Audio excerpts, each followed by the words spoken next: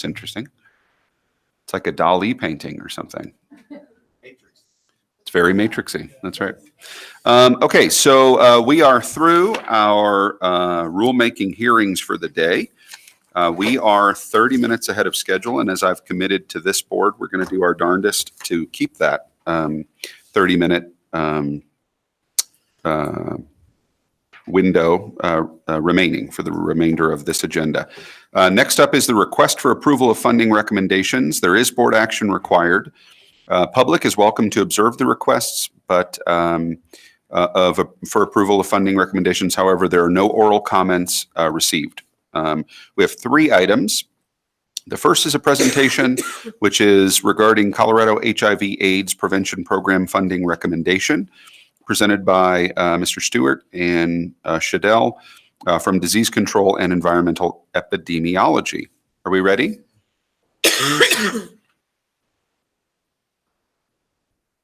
If we may, this would be the team presenting both the slides and the memo. Oh, terrific. So it's 5A and 5B together? Remember, is it 5A and 5B? It is indeed. It is indeed, Dan, 5A and 5B, but we'll only be doing an action on 5B. That was not a trick question. Sorry about that. It was not intended to be. I enjoyed it nonetheless, but look, terrific. At least we don't have 20 chapters. We just have 5A. Yes, thank you. All right, if you all are ready. Sure, thank you. I'm Dan Shodell. I'm the Deputy Director and Medical Director for Disease Control and Environmental Epidemiology Division, and perhaps we can introduce the other 2 folks here, and then I will present some of the slides. I'm James Stewart. I am the STI HIV VH Branch Chief. Good morning. I'm Michael Pearl, a person living with HIV and chair of the CHAP board.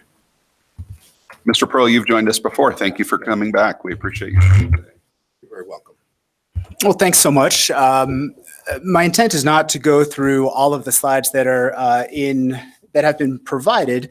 I'm going to highlight a few of the issues that really drove some of the discussions for the Colorado HIV/AIDS Prevention Grant Program. And if there are any other questions on any of the slides that I don't cover, then we'd be absolutely happy to take any questions. I've been told this remote does something, but I'm not sure what. If it does nothing, I actually think you're going to want the keyboard with leaving scroll. Oh, You got it? no. Do you want to scroll? Yes, Are you more please. comfy scrolling? Okay. I'm comfy making the slides move in one way or the other. All right, this one seems to be moderately effective. I wonder if I'm simply too far from what is ever receiving these remote signals. No, There we go. Okay, all right, we can deal with malfunction. It's our Give it just specialty. a couple of seconds to lag. It just needs a little minute to think of your intention. It's good. Maybe that'll slow down how quickly I'll talk through the slides as well. It's a wonderful impact. All right, so I'm going to focus first on, this is slide 3 in your packet. And again, the aim here is really just to highlight a few of the elements that really drove the discussions of the CHAP Advisory Committee. And the first was a very intentional approach to seeking increased attention to issues of equity that we're seeing in our HIV response and in the HIV epidemiology. What this slide is showing you, if you look at the pie charts at the top, on the left, we have new HIV diagnoses in 2018, and on the right, we have the overall Colorado population, and these pies are divided by race ethnicity.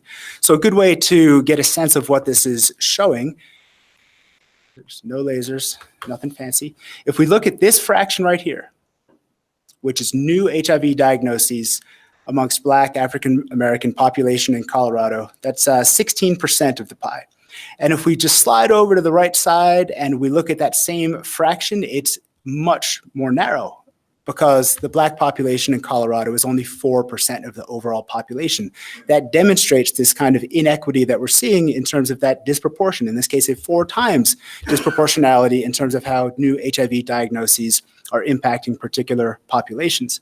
The bar chart at the bottom focuses on Hispanic. Now, I always have the inclination to actually talk about Latino, Latina, Latinx, but we do use census categories, and we, to remain accurate, this represents the Hispanic population. And again, HIV diagnoses disproportionately impact this population in Colorado.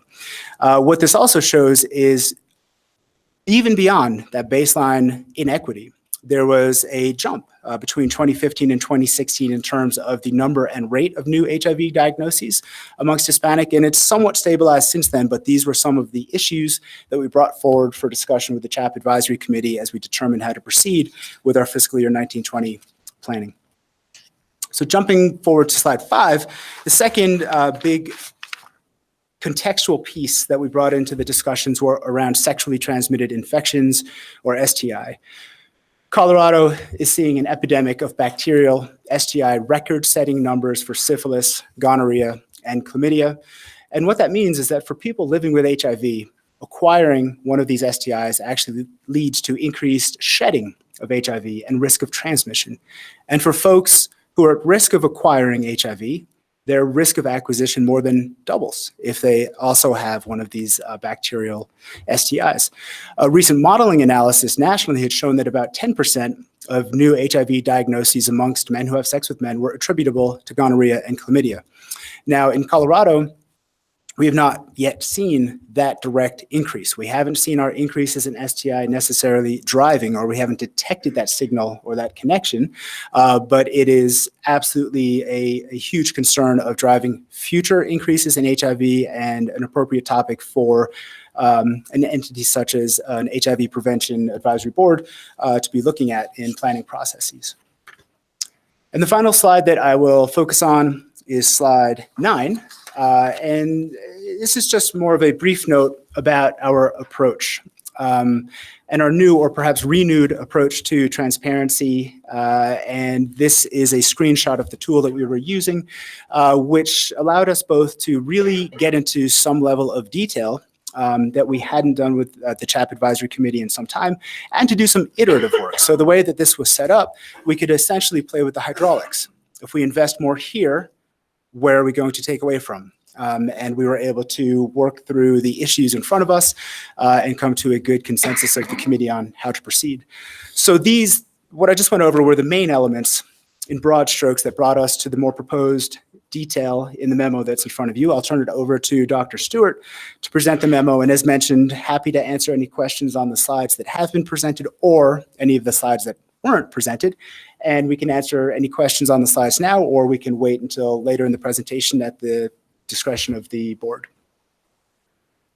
Why don't you go ahead and do your portion, Dr. Very good. So we need the memo. I'm sure that you have the memo in front of you. We do. Well, before I begin, I just would like to express that the CHAP Advisory Board is very important to us as a program. CHAP is nearly unique in the country. It's funded by a master settlement agreement from the Tobacco Fund. And we appreciate the fact that it is, in fact, community-driven. It allows us to do many activities that are not allowed under other funding sources, specifically our federal grants.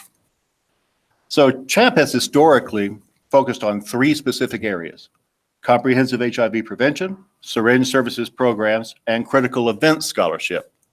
And what we would like to do is we propose to add the STI element as well. Luckily, or fortunately, there has been an increase in funding this year. We have added approximately $1 million, and we expect a budget of $5,223,027, which is quite good. And the vast majority of this is going directly into programming. As Dr. Shodell mentioned, we have had a lot of discussion with the CHAP Advisory Group, looking through our current demographic changes in the epidemic, as well as our finances and how the contractors have been spending their funds historically. So what we have done now is to propose to you an approximate level funding for critical events, moderate growth for syringe procurement and access services, and acceleration for comprehensive HIV prevention investments. For HIV prevention, we have two broad areas. One of those is post-exposure prophylaxis, or PrEP. Second is to look at the growth of sexually transmitted infections. That is where we are looking at the STI response. So that's why you'll see that there is $279,954 that has not been allocated, as it is awaiting a competitive procurement process for this specific activity.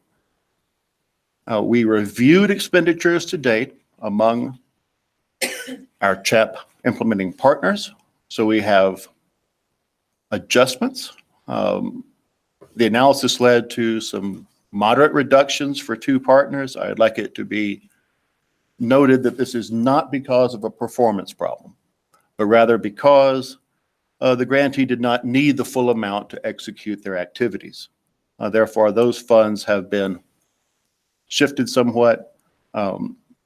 This does not require an additional vote, as the board approved an up to amount for these projects.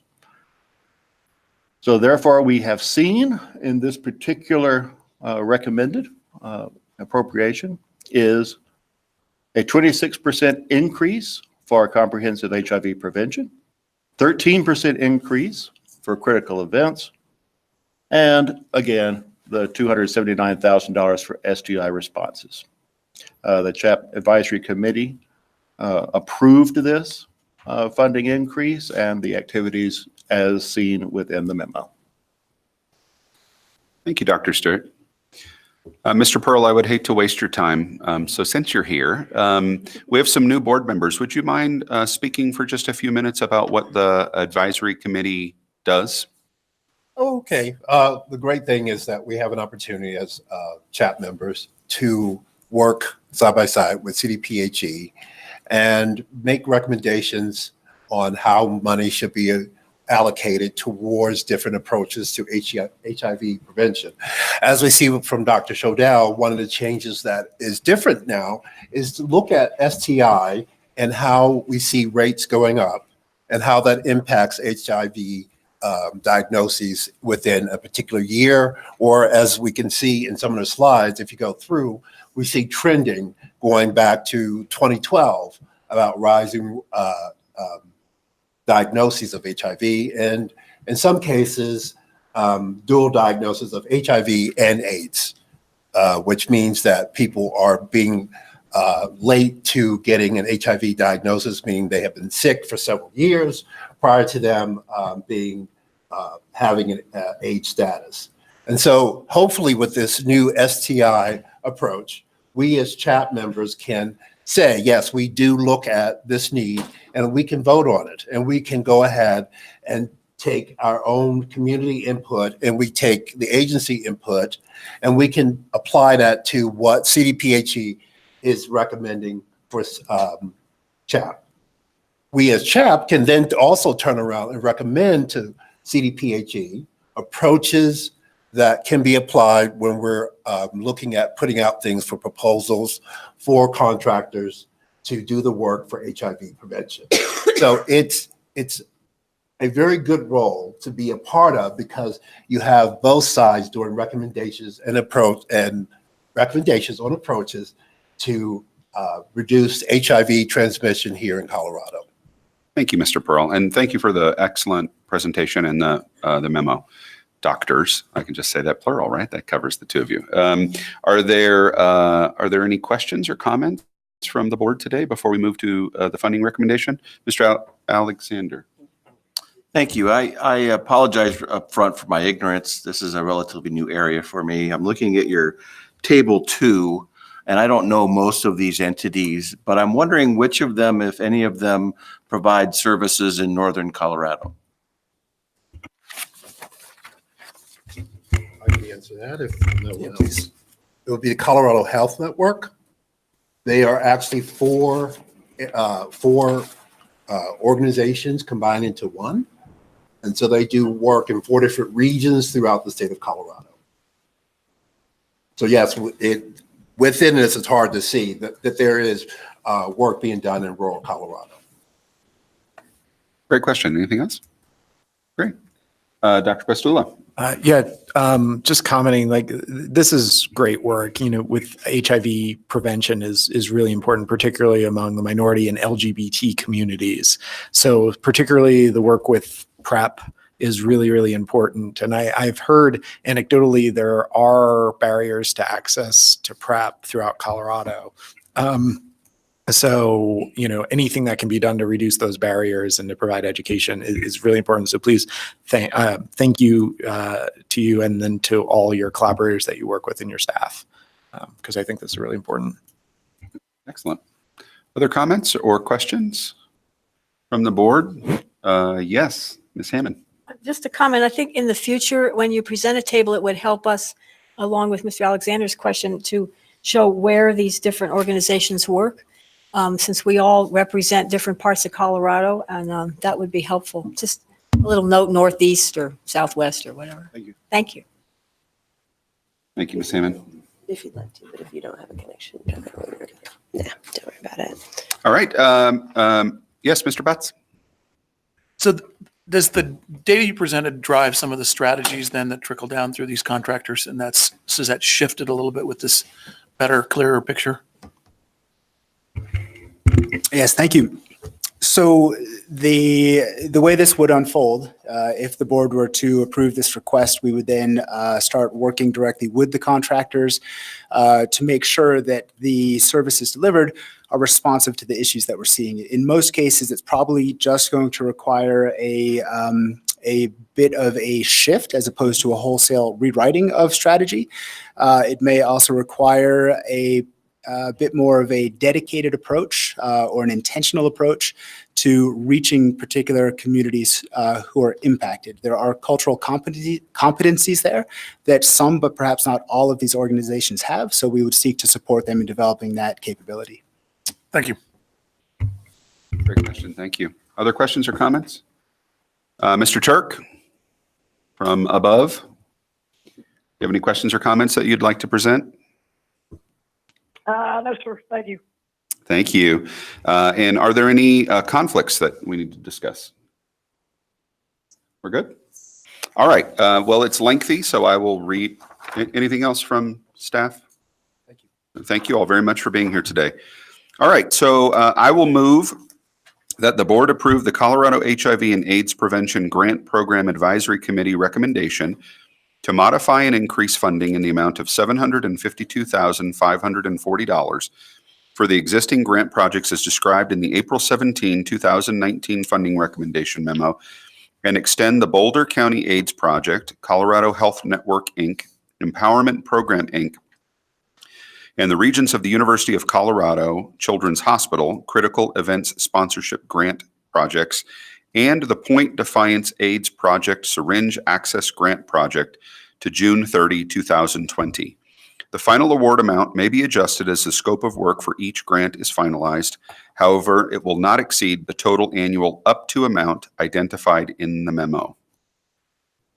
I apologize that I wasn't able to memorize that before the meeting today. So all those in favor signify with an aye. Aye. Aye. Any opposed? Nay. Hearing none, the motion carries or passes. Good, Deb? Thank you all very much for being here today. We appreciate your time. That was hard. I could hardly read it, Dan. I could hardly read it. To be fair, Dan got interrupted. I think he was going to give us the whole thing, and then he got interrupted. But he's a doctor, so he'll be fine. Okay. Oh, I see. Yay! I see our next item up. So next up is document 6, which is Tobacco Education, Prevention, and Cessation Grant Program. And Natalia is here to present. Good morning. Still morning? Yes, barely. Yep, just barely. We have some new board members today, so if you want to introduce yourself and let folks know. All right. Good morning. My name is Natalia Bersher. I'm the Tobacco Program Manager here at MUH. And today I'm here on behalf of the Tobacco Review Committee and the program to request your approval for a funding recommendation to one of our local public health agencies. To jot some of your memories, In 2018, so in March, when you approved the entire funding portfolio, you've also approved a number of core community grants, which included Bend County and Otero County regional collaboration. And today, I'm here to request for Bend County funds to be moved to the Otero County regional collaboration so that they can now join together and have 9 counties to do the work. So what this move of funding would do is increase Otero County funding for FY20 and FY21 from $314,000 to $341,520 for each year, and also discontinue Bend County's individual project in FY19.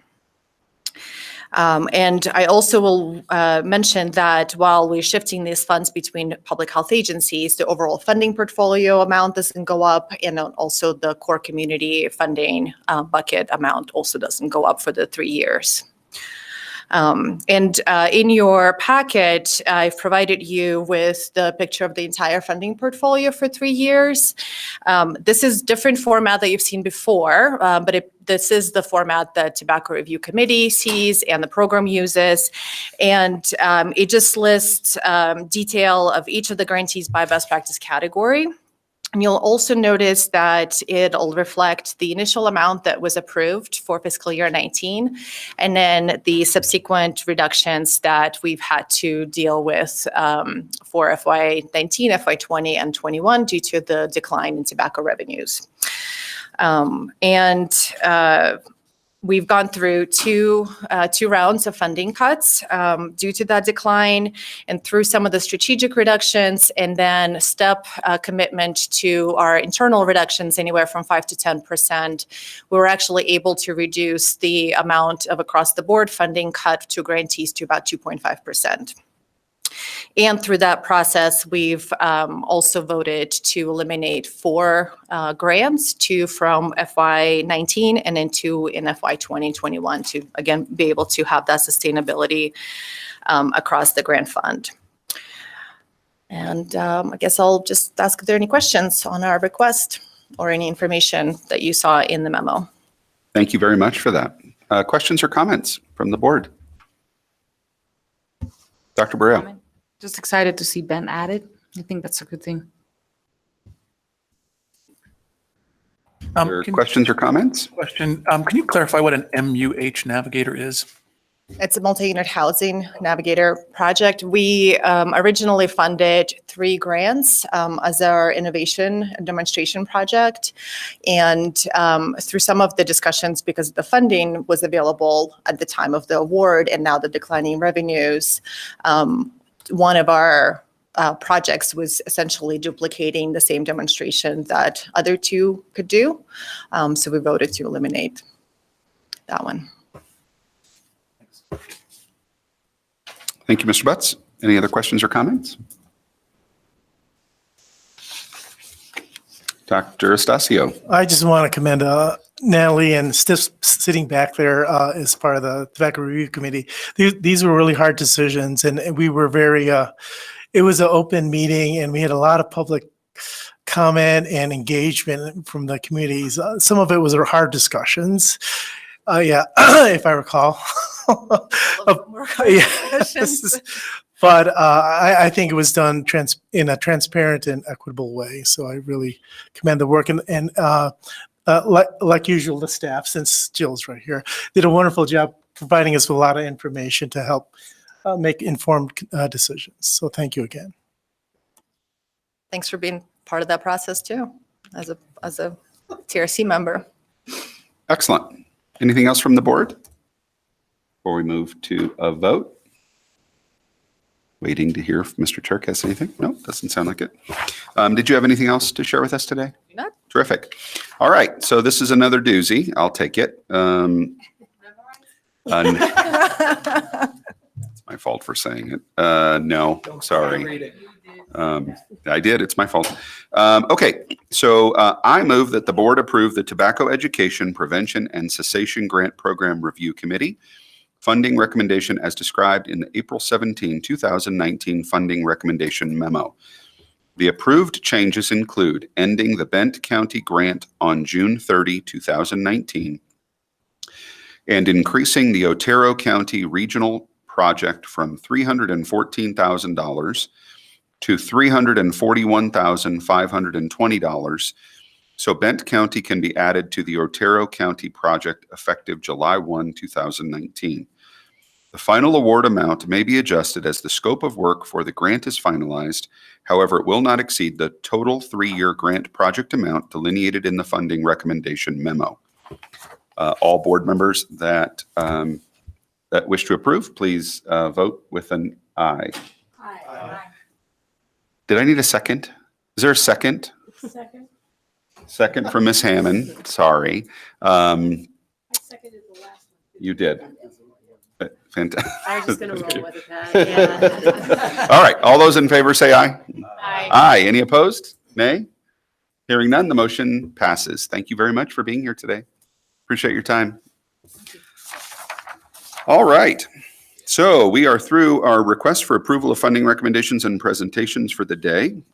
Looks like we're into our standing reports unless there's any other business that you'd like to handle beforehand. Nope, standing reports. I'll let board members know I've been working with Mara. We might have her call in because the 12-minute drive back and then getting back to the Capitol is going to put her in a pinch. Okay. And then I have asked Ricky, being obviously the Gold Star winner, I've asked for your document 7 folks to come down early. So hopefully we'll rock and roll on your schedule.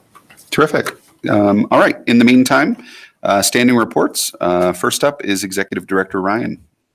All right. Thank you. And thanks everyone for being here today and for your time. I'm going to repeat a little bit of what I said at the last meeting, just because we have a new member, and that is the department goals. The department is in the midst of a strategic planning process. And we've been handed 4 goals by the governor: air quality, reduce suicide, increase immunizations, and save people money on healthcare. And under that, he's for saving people money on healthcare, there's a couple of significant pieces of legislation that are going through. One is reinsurance that will help pay for some of the biggest claims. It's kind of sometimes called insurance for insurance companies, really help those folks on the individual market, the small business owners who aren't subsidized either by the federal government or their employer. And so their costs are really high. They're also looking at potentially a public option, some transparency bills around the healthcare system, particularly hospitals. So a lot of legislative fixes to saving people money on healthcare.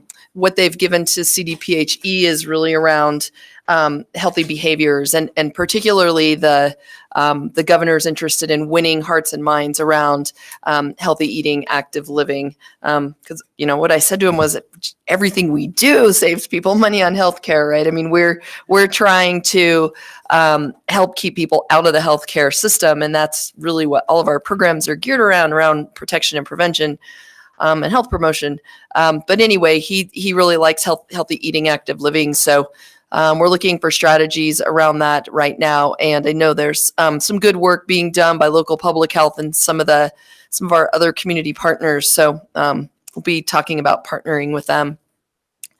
On the air quality goal, yesterday we had a bill signing on Senate Bill 181, and this it's a really big deal. It completely transforms how Colorado regulates the oil and gas industry. And first of all, what it does is, there's this Colorado Oil and Gas Commission, of which I have a seat on right now.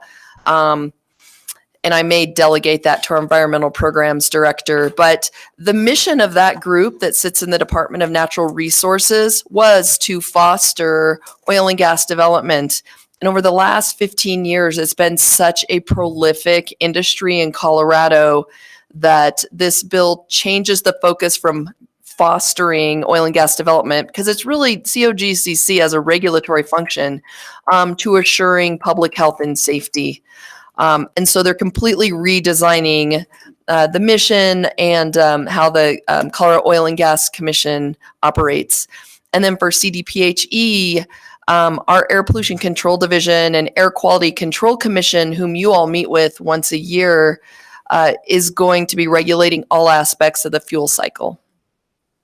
The fuel production cycle, including some of the pre-production drilling areas that we're not currently regulating.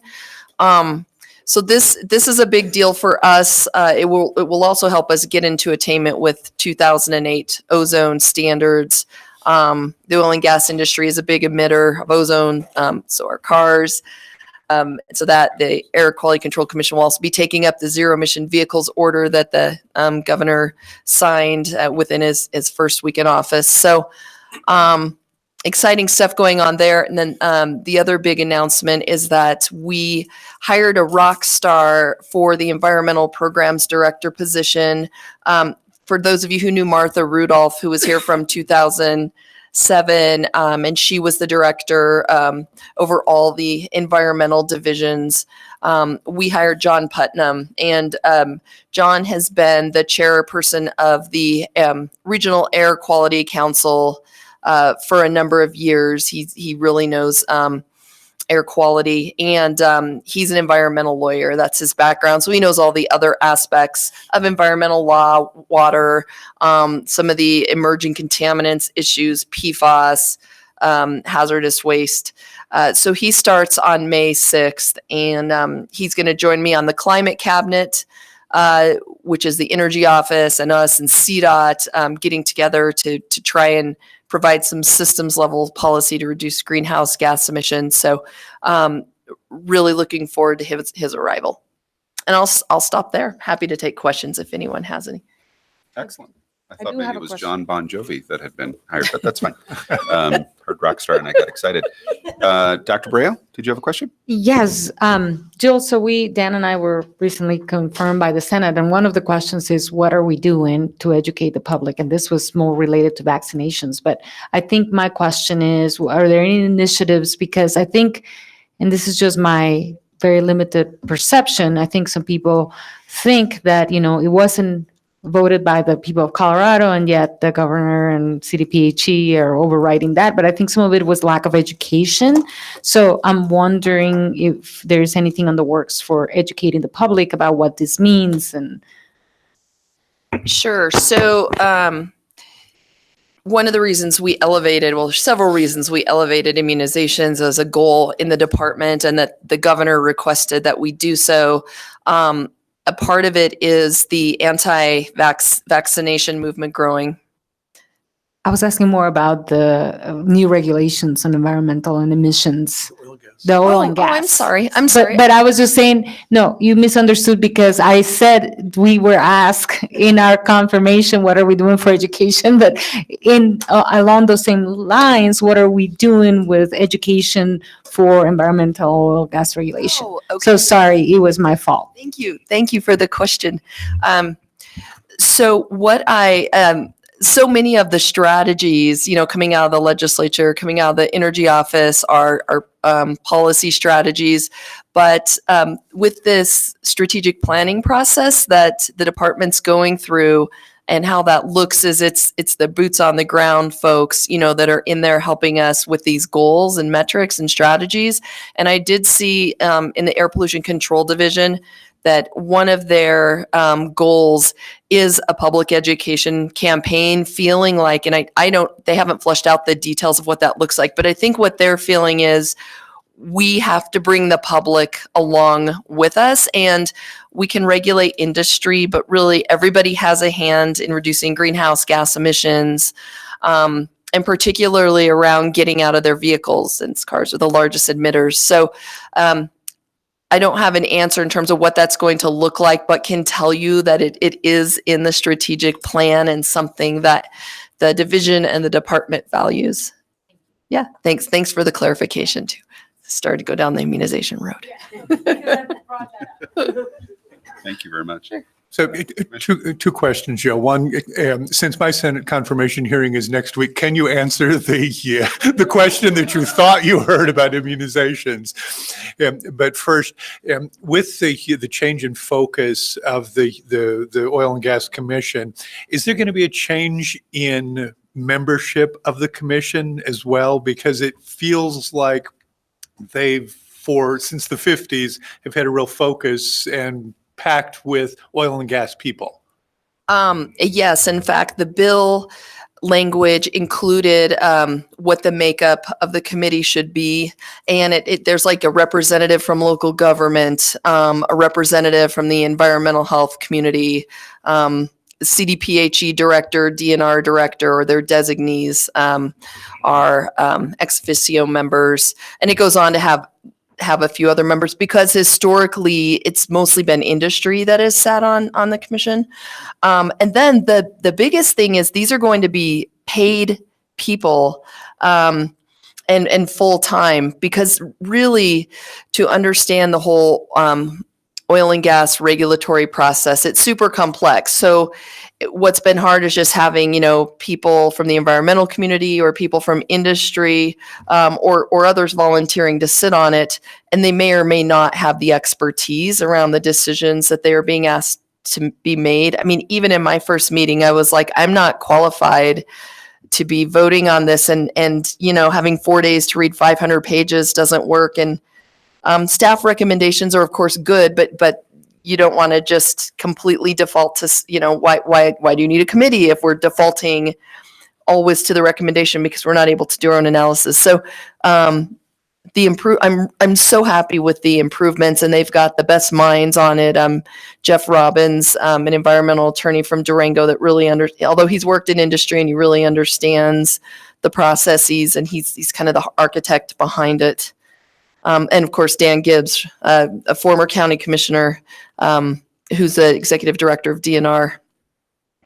And then, with the vaccinations, I mean, what you can tell them, CDPHE has a couple of strategies. So we've been surveying vaccine hesitant parents. So these aren't the anti-vaxxers who, California completely got rid of the personal exemption. And what they saw is that if a parent truly believes they're injuring their child by putting vaccines into them, they're not going to do it. They're going to find a loophole. And in California, they're simply going to get a medical exemption. So the opportunity for us is really around vaccine hesitant parents, parents that are on the fence. They're like, oh, I've heard some bad things, but I don't really know. Or, we've also identified some of our processes are a little bit cumbersome. And so it might be more convenient to sign a waiver, especially if you're a vaccine hesitant parent. So we want to make our processes easier. We want to make exemptions a little harder so you can get them, but you have to, get it notarized, or you have to come in and get some counseling first. So we've been working with Representative Molick on that. And then also requiring that providers provide the information to the registry, do required reporting, because right now it's not required, and the rate's pretty good, but it's not 100%. So if we're able to see where the areas in the state are that have lower vaccination rates, we can target those. So depending on, the disease, herd immunity is in the low to mid 90s most of the time. And, we can see the counties or the areas where the vaccination rates are a lot lower, where there's outbreak potential, and then we can target those areas. And especially if we've done the formative research to try and understand what helps move or motivate vaccine hesitant parents. Director Ryan, thank you very much for that. One of the things that I've been reading about the misinformation, not only just among parents, but there seems to be, potential for underlying people actively and maliciously giving out misinformation, meaning that they don't actually necessarily believe it, but I'm hearing some lines that there might be some groups that are kind of stirring up potentially. And I don't know if CDPHE has a plan to kind of combat that, I'm just hearing a little bit through the grapevine that some of that might be going on, but I don't know a lot of details. I don't know if you've heard of anything. And I haven't. Is it kind of like the fake news agenda? Yeah, or kind of actively purposeful misinformation to kind of cloud. If you have any information, send that to us, because okay, I'll look and see where I Okay. So I don't know entire details of that. I didn't know if CDPHE knew of anything, but I've been hearing from some of my public health colleagues. That's great to know. I mean, what we've said with strategic planning is, take this time and go back and relook at the literature and make sure that, there aren't new and evolving things that we're missing. And so that goes for any of the issues I've talked about. If you all have information that you think that we should be considering, please send it to us. Thank you very much. Yes, Mr. Alexander. I just wanted to mention to you regarding immunizations. It's a kind of a near and dear topic to my heart. I have a 27-year-old daughter who's 6 months pregnant and has been doing lots of research around immunizations. And the best thing that I think has happened to her is she's working with Nurse Family Partnership. Yeah. And she's working with a nurse that comes into our house weekly, and my daughter just thinks this is the greatest thing since sliced bread. My daughter just loves this woman, and she said she's working with me and helping me to do my own research, and she's working with me on immunizations, and I'm learning a lot, and it's countering all the stuff I'm reading on Facebook. Wow! Well, so I just wanted to share that with you. So that program is like the greatest thing since sliced bread. So congratulations on your impending grandchild. And of course, we all in the public health field completely agree with you that Nurse Family Partnership is the greatest thing since sliced bread. Lots of evidence behind it. It produces lots of very good long-term health and social outcomes. So it's good to hear that your daughter is feeling like they're really helping her. I only wish we had enough funding to fund it more, like that it was universal, because everybody could use those home visits. Yeah, thank you. And I think for the record, just apologies to the bread community. So, because it was better than sliced bread like 4 times. That's not fair to the poor bread people. Okay, any other questions for Director Ryan? You'll get it on the way home, Tom. Yeah, that'll be hilarious. So, just kidding. All right. Thank you very much. That was a great, great. And I do believe, Deb, you're going to talk a little bit about the Senate confirmation hearings, because I think we might all want to hear how that went and what sort of questions there were especially for folks that are coming up pretty soon. But before we get to that, now that Jen's taken a good big bite, I always wait for the big bite. Jen, before you give any update, would you just for the new board members help a little bit on what the relationship is like between your team and the Board of Health? Sure, thank you. I'm Jennifer Weaver. I'm with the Attorney General's office. So my role, in my job, I represent 2 clients. One is CDPHE on the health side. So none of the environmental programs, all of the public health programs. And then also healthcare policy and financing, which is the state Medicaid agency.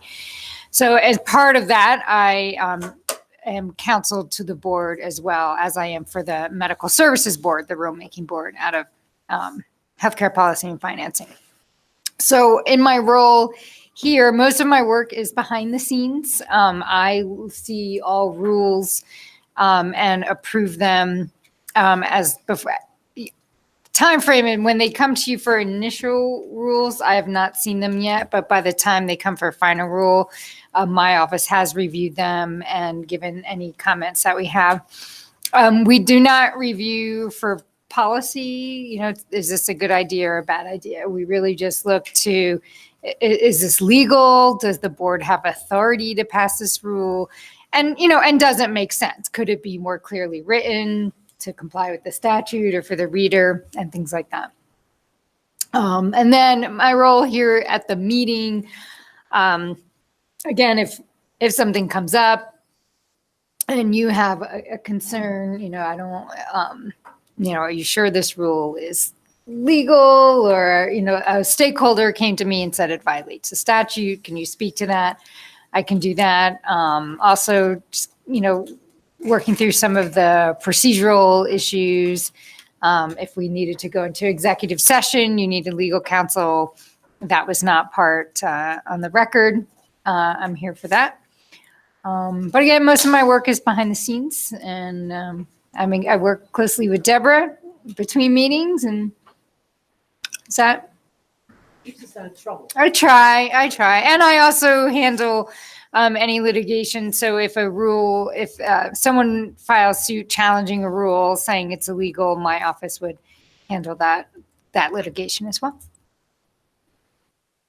Super helpful. Thank you very much. Any questions Let her do her report, though.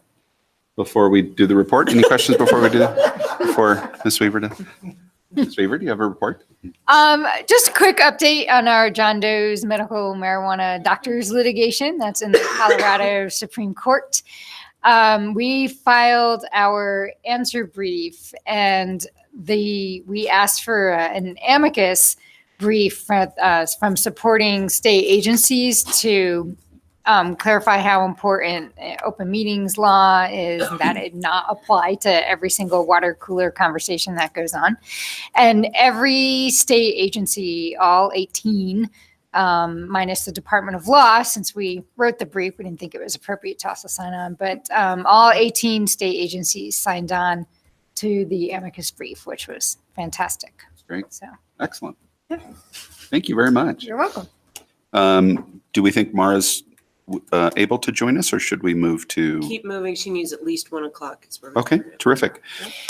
So any board member reports of committee activities for folks that are, so there's a half a dozen or so different committees that a Board of Health member is either required to participate on, or the board might designate someone to represent them. And so this is typically when we ask folks that are on those committees if they have any reports from meetings that have happened since our last Board of Health meeting. Dr. Stasio? Tobacco Review Committee, nothing more to add to Natalia's presentation. We actually did have a meeting last month. Yeah, it's like I said, it's I mentioned in her presentation, it's a very transparent board. So the Tobacco Review Committee kind of reviews applications based on a granting format that comes from a tobacco revenue, tax revenue, and use that to allocate to programs with specified focus. And it's a long process and a lot of applicants. And because of the recent funding cuts, decrease in revenue, which is good news, right? Because the revenue comes from tax sales. There's unfortunately cuts to the program. And we've had healthy discussions in terms of the priorities of the cuts and how we reallocate the decreased funds to the program. So, and the result of that is what Natalia presented of our latest discussion. So that was good. Great. Thank you, Dr. Stasio. Dr. Pastula? The governor's emergency expert emergency epidemic response committee, or GERC, has not had a meeting yet. And as far as I'm aware, there are no major outbreaks going on right now in Colorado. Fantastic. Would you give just a couple words about what the purpose is and Sure. members? So it's basically a committee of various public health and clinician professionals that advises the governor on emergency actions that might need to be taken in an epidemic that might cause a whole lot of morbidity or mortality. So think of a big pan influenza outbreak, if Ebola got into Colorado, various other things. Thank you very much. Mr. Turk? Yes, sir. Do you have a report? Yes. So for I guess it's one person. I sit on the Cancer Cardiovascular Pulmonary Disease Grant Review Committee. Deb, did I get all that? Yes. Thank you. And we had a meeting last Friday. Unfortunately, I missed the bulk of it because I was just getting back from a work conference. But we're still kind of going through grantee presentations. And we've got a couple vacancies, I want to say 5, that we are in the process of filling. So you'll be seeing some appointments coming through, I believe, in May or June to bring on some new people to the committee. So that's kind of what we're focused on right now. Terrific. Thank you. Any questions for Mr. Turk? All right, seeing none. Deb has been gracious enough to allow us to skip over her report and updates so that we can dive into what I'm excited to see is a presentation on Healthy Kids Colorado survey. So is the team that's here, or is the team here that's going to present? Fantastic. Well, come on up. Welcome. I feel like the gentleman with you was in trouble. He had to sit in the back and you all sat towards the front. But He was the latest. okay, understood. That's how we were. Well, thank you all very much for being here today. We appreciate it. Elizabeth is going to, do you want her to move your slides for you or? Okay, great. Are we going over the document or through the PowerPoint? What would you like to do? Okay, so Does that in work? front of you, you should have a bunch of documents that will reflect and reinforce a lot of the information that we're going to be giving you about healthy kids and a lot of the data. So we'll skip over that just for time purposes. Okay. Can we make sure that the microphones are on, please? Oh, sorry. Can you hear me? Yes, we will. Try again. Let's see. And give us your names, please. Hi there. I'm Audra Bishop. I'm the Youth and Young Adult Section Manager here at CDPHE. Thank you, Mr. Turk. Were you able to hear that okay? Yes, sir. Fantastic. Thank you. Go ahead, please. Hi there, I'm Karsten Baumann. I'm in the Center for Health and Environmental Data and oversee our external evaluations, which includes the tobacco control program and also some of the early childhood home visiting programs. Terrific. Welcome. Hi. Hi, I'm Kirsten Hoagland. I work in the Violence and Injury Prevention Mental Health Promotion branch here and do some of the bullying and youth suicide prevention efforts. Terrific. Welcome. All right. Okay, so I'm going to start us off and give a Healthy Kids 101 to those of you who haven't heard about it in a while and those of you who are new to Healthy Kids Colorado survey. And so feel free to interrupt, ask questions as they come up. I'm happy to answer them. So as I scroll down to slide 2 so that you can track on the phone, I'm going to start with the YRBS, which is the Youth Risk Behavior Surveillance, and it's through CDC, and that survey has been done since 1990, and we at CDPHE have historically facilitated the implementation and administration of that survey. And that's to determine prevalence of health behaviors, see where trends are, look at co-occurrence of health behaviors based on population demographics, and be able to compare our data in Colorado to national data. So what does Healthy Kids Colorado have to do with YRBS? YRBS is a subset of the broader Healthy Kids Colorado survey data. So in 2013, multiple state agencies came together to say, okay, we're all reaching out to schools and asking them to give us data to sample and survey their students. And so to reduce burden on both students and schools, we decided to combine efforts and create what is now known as the Healthy Kids Colorado survey. So we have multiple state agencies sitting on our steering committee, including the Department of Education, the Department of Public Safety, the Department of Human Services, and then our department as well. So what is the Healthy Kids Colorado survey? It's our only comprehensive health survey in the state. The purpose is to better understand youth health behaviors and the protective factors that mitigate a lot of the risks that our programs measure. And then it's aligned with the CDC, which I'll talk a little bit more about. So what does our survey cover? We look at protective factors, we look at health behaviors, and we look at social emotional indicators such as depression, suicide, and bullying. So this slide, or this page, is from the 2017 Healthy Kids Colorado Survey Administration. So I do want to call out two things. One, we had a total of 47,146 students in the sampled students take the survey. I will get to my slide, or my paper, which the one thing that I want to call out, this is only sampled students. We also have another bucket of students who take the survey, and that's the opt-in students and schools. So we also allow for free this survey to be administered to schools who maybe aren't in the sample, which increased our number of students taking the survey to around over 86,000 students. I think the important thing to call out about that is that how valuable the survey has been to schools and districts around the state, that this is being written into grant opportunities and whatnot to be able to inform funding, which we have heard from both schools and districts. It's something of great benefit. Great. So methodology, this is a valid survey. We align our survey administration methodologies with the CDC. It's sound in that we look at, we have not just the sample size that the CDC asks us to have, which is about 15,000 or 1,500 students, but we have, as you just saw on the past slide, 47,000 students take the survey. So it's very sound data.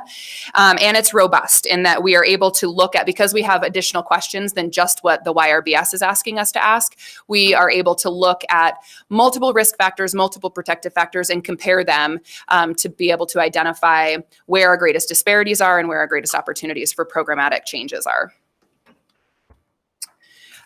This next slide is just demographics of Colorado, or this is the demographics of the students who take the survey, which is reflective of the demographics of the student population here in Colorado.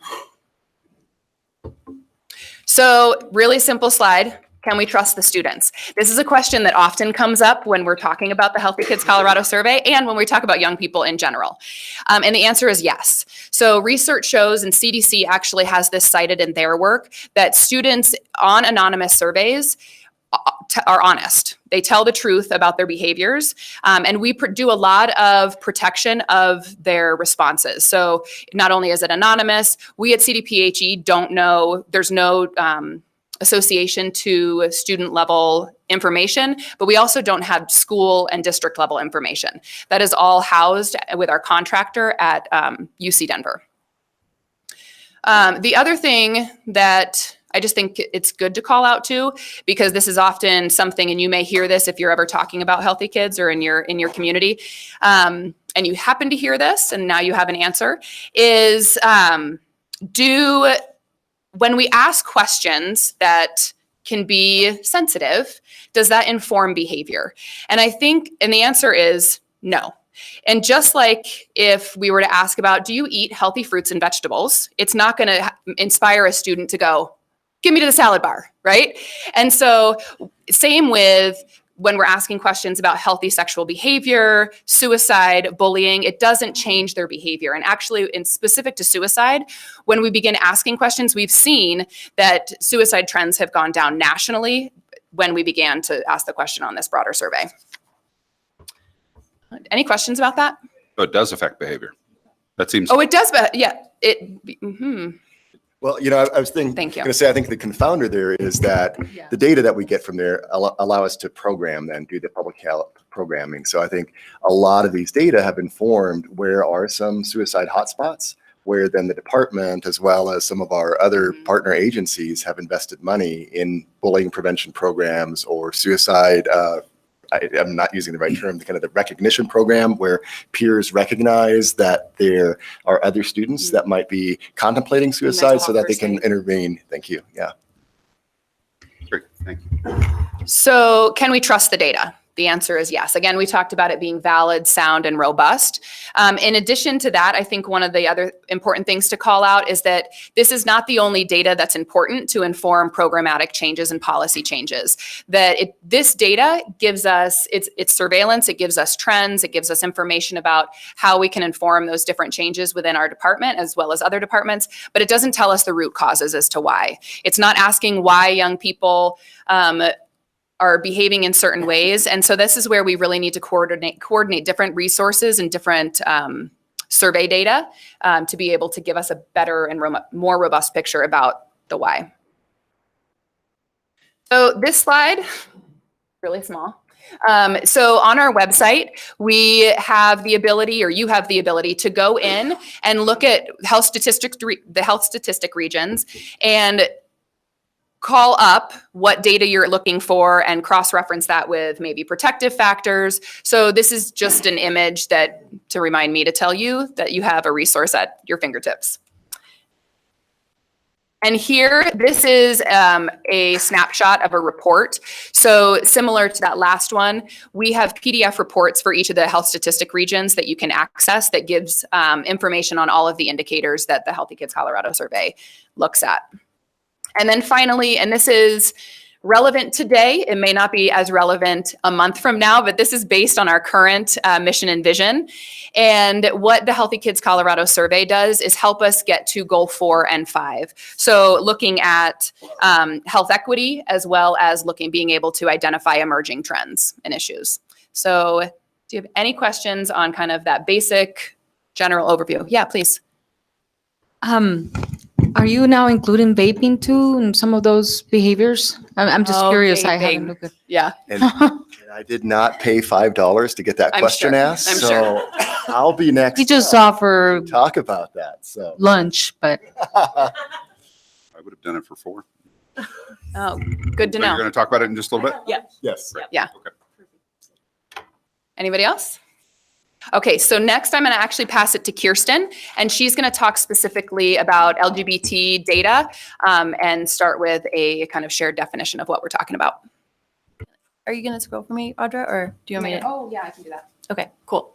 So these are definitions should you need them, but for Healthy Kids Colorado data today, we're going to talk about lesbian, gay, bisexual, and transgender youth. But I also want to say that other data and other research also shows that LGBTQ plus youth experience inequities similar to the ones we're going to talk about today. So even though we're just focusing on LGBT youth, we know that across the spectrum, inequities exist. So do you mind scrolling again? Also, before we jump into the data, I want to emphasize that LGBT youth experience inequities because our culture is dominated by heterosexual and cisgender norms. And this social context is what's resulted and continues to result in experiences of discrimination, stigma, bias, rejection, and limited access to healthcare for LGBT youth. So LGBT youth experience outcome inequities. So some of the examples from HKCS data include the fact that compared to heterosexual youth, LGBT students are more than 2 times more likely to have considered suicide, almost 4 times more likely to have been forced to have sex, almost 2 times more likely to have used a prescription drug without a prescription, and 2.7 times more likely to have smoked cigarettes. For transgender youth, when compared to cisgender youth, they're almost 3 times more likely to have been bullied, almost 4 times more likely to have considered suicide, almost 6 times more likely to have been forced to have sex, and about 6 times more likely to have used a prescription drug without a prescription. And from a previous slide, it looked like it was about 14 or 15% of the total respondents fit in one of those categories. Sorry. Yep, 13, 14, 15. 15%. Thanks. Thanks.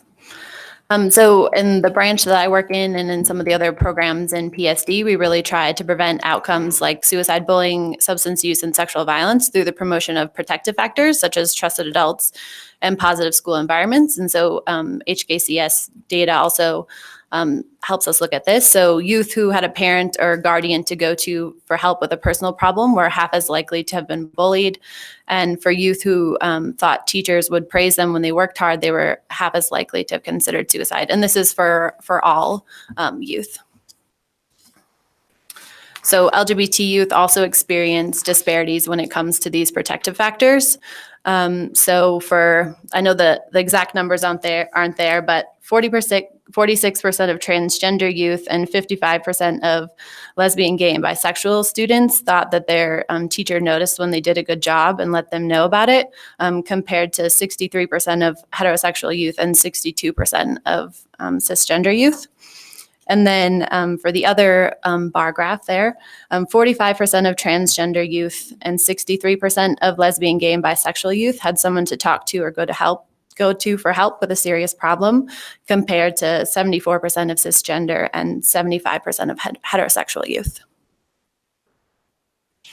So then I just want to highlight some of the strategies that we're doing currently or prioritizing in the department. And so some of the broad strategies to reduce inequities for LGBT youth include the promotion of trusted adults, the development of safe and supportive school environments, engaging schools and communities, and inclusive resources, programs, and policies. And some of the specific examples that we're currently prioritizing and implementing include gay-straight alliances. So at schools with GSAs, LGBT students were more likely to feel safe at school, have supportive adults, and have a sense of belonging. Comprehensive bullying prevention policies, so supporting the development of those. Currently, about 20% of school districts in Colorado do not have comprehensive policies, which include protections for sexual orientation and gender identity. For comprehensive health education, research has shown that reduced bullying and adverse mental health among LGBT youth when LGBT inclusive health education is available. And then positive youth development, Audra can always speak to more on this, but positive youth development research has shown that it fosters connectedness to adults and to schools.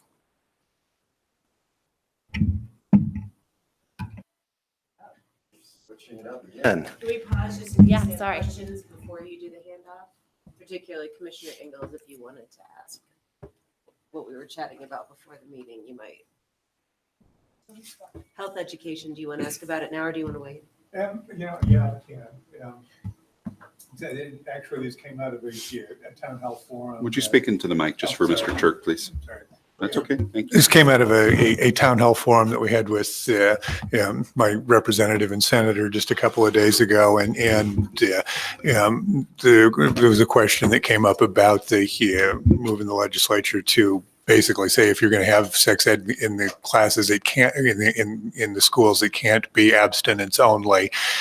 And there was one point in the conversation where I just had to stand up and say, as a gay man of a certain age, had I had somebody tell me when I was a kid that there are things other than the polarity of, the God created them man and woman, and to have that conversation around, and it really, in the room there, it really was the people who have a faith-based attitude toward sexuality in this culture. I don't want to be bashing anybody or doing any stereotypes myself, but generally these conversations are you've got a wealth of scientific data. How do you have the conversation with people who don't have an open mind toward having a conversation around scientific data that says, this is what the reality is? How do you open the conversation to be able to say, it's not my opinion, it is fact? Wow. Do you want to touch it first? I'm willing to go there, and I'm going to switch the subject just a little bit. I'm a data nerd.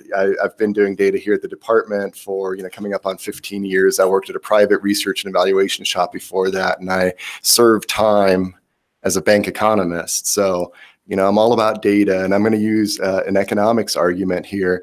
A few years ago, the department was fortunate enough to have some funding from a private foundation, an anonymous donor, to see what would happen to unintended pregnancies if we made long-acting reversible contraceptives available at no cost. So you're removing the financial barrier. Was one other state had that same funding, and guess what we demonstrated? Yes, unintended pregnancies dropped dramatically. Even we controlled for the natural decline in pregnancies that was happening nationally, and we used some fancy methods, difference methodology to say, can we potentially connect this back to the program that was happening here? And we felt pretty comfortable saying that there was a strong association. We had the program, we saw this decline. With the decline in unintended pregnancies, there is also decline in abortion rates. No surprise, right?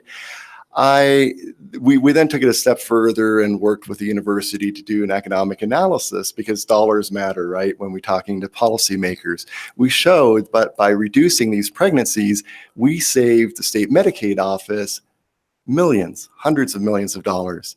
We went further and looked at some of these families would have been eligible for home visiting services, for example, or for childcare assistance and so forth. And so we demonstrated it saved the state a substantial amount of money. So in terms of, being a fiscal conservative, that's a very good thing, right? Because we can use that money elsewhere. I shared some of these findings with a county commissioner once who happened to be at the same meeting I was, and I said, isn't this great? I was very excited that we had concrete dollars and cents data, not just the change in health behaviors or health outcomes. And this county commissioner said, yes, and I can't vote for funding that because it doesn't align with my values. So, unfortunately, that's maybe a little bit of a jaded perspective. We can do the best we can in terms of presenting various arguments of improved lives, that, these families aren't now struggling to, to raise a mouth that they weren't intending on having in their family, to it's saving the state money. But if it doesn't align with personal values, it's very difficult, if not impossible, to change their minds. And it's just, I think, more of the approach is get the facts out, get the data out to the people that are willing to listen, and arm those people with the data and with the facts. So sorry, I didn't really answer your question directly, and I don't know if you have. Well, what you're saying is your personal experience aligns with mine, that there is no way to open the conversation. If it's okay, I just was gonna tag Tommy Keo back there, because she's all things sexual violence prevention and ComSec ed. So, And in the meantime, I think Yeah. over here. Actually, Director Ryan had a question also. Dr. Bestula, go ahead. So, actually on that topic, I think, what are you all doing to kind of get this data out there? Because that's actually, 15%, at least, that's higher than I thought. And I think what are you doing to kind of publish the data or get this widespread, beyond here? Are you going to various journals, or are you going to various conferences? Because, there are a lot of places around, for instance, around the world and various countries where some of their leaders say, we don't have gay people in this country. And, I roll my eyes because they're pretty much everywhere. So, in the LGBT community. So I think making sure this data is really widespread and has robust methodology is really important. So what are your kind of plans to get the data out? So, and unfortunately, I don't know why we can't seem to get into full screen mode. So some of the screenshots that Audra shared with you, we have these available on our website so that people. Okay. Yeah. So that you can, so there's actually self-serve, we try to make these data queryable, to, the general public, as well as we try to package them for local public health agencies. We often work with advocacy organizations, whether it's topic specific. So again, in the tobacco world, we work with the American Cancer Association or the Heart Association and share these data. General surveillance data just aren't sexy. I think in all my years here, there was one time where we had some survey results where Ryan Warner did an interview with me, and that was like the only time I've been, out front talking about data generically. We try to make it available. We present at local and national public health conferences, but part of it is, if you have any ideas how to better get how to get these data out, let us know. Yeah, Okay. I also want to add that we do a couple of different things. It's not just about from the public health department pushing data out, because a lot of people are like, great, state health department, that's data that serves you. So we have strategies that go directly to schools. So our contractor does technical assistance around, this is your data, this is what it means, and this is how you can use it. So our contractor is paid to actually go into communities and work with these schools and school districts to help them better understand their data and make it meaningful and relevant to them, so that then they can speak to the importance of the data itself. And in addition, I think the other strategy that we've been really intentional about doing is talking with programs directly in the department, as well as in the Department of Human Services, to say, how does this data serve you? And they have buy-in to it. They help inform the questions. And so they're using it continuously. So it doesn't just, it's not just data that sits on a website, but it's actually being used on a very regular basis, and it's being written into funding opportunities, like I said earlier, so that the more we're able to make this institutionalized, that this is a part of how we do business when it comes to youth health and well-being, the more hungry communities and schools get for the data because their funding is associated with it. And so the strategies are, I can't think of the word I'm looking for, multifaceted. Thank you, Tommy. I'm super excited about this robust conversation. So we'll go to Phone a Friend and then Dr. Ryan or Director Ryan. And Hi, so I'm Tommy Keel. I'm the Interpersonal Violence Prevention Unit Supervisor here at CPHE, and I'm responsible for the ComSec Ed bill that currently exists, which is 1081. One thing I wanted to clarify is that the current legislation actually bans abstinence-only education. Our state is still if-then. This new bill does not change that. So I know there's been a lot of confusion about that piece. The other piece to contextualize this is if the bill passes fully funded, it's $1 million. We're anticipating that'll fund about 18 schools or school districts. So not everybody is going to sign up for this. And we're not, I think to your point, Karsten, not everybody is going to be bought into this for a variety of reasons. But one of the strategies that we've used that has been successful is to frame this not as comp sex ed, but comprehensive health, and to focus on things like suicide and bullying and other issues that folks can rally around and wrap their heads around, because those skills apply regardless of the content we're talking about. And I shared with Deb a State of Adolescent Sexual Health report, which I'm sure she will send with you all. We just released it in partnership with Trailhead, which has all of this data plus recommendations specifically about ComSec Ed. It was very timely and sort of intentional to release it around this time, but it gives us data to support why this is an important issue. Excellent, thank you. Thank you, Chairman. Ron, I want to thank you for your question and say that, this is really part of our health equity work as we look at the root causes of disparities among LGBT communities, among people of color. It comes back to discrimination. And so I think, the public health field has responsibility to continue to combat discrimination, call it out, talk about this. And I love that now we are measuring behaviors and helping to inform our program of youth that identifies as GLBT. And that wasn't always the case. I don't know when the Healthy Kids Colorado survey started doing that, but is it fairly new? Yeah, 2015, I think. Okay. It's wonderful. So thank you for that. And let's see, I had a couple of questions, but another comment, and that is when you say, can you trust kids and can you trust the survey? And a lot of times people's response is like, no, of course they're lying on surveys. And how do you know? And but the reason we know, and the CDC is really good at talking about this in layman's terms, is when you look at this data over time, it just doesn't vary. If kids were sort of randomly checking boxes and lying, the data points would be all over the place.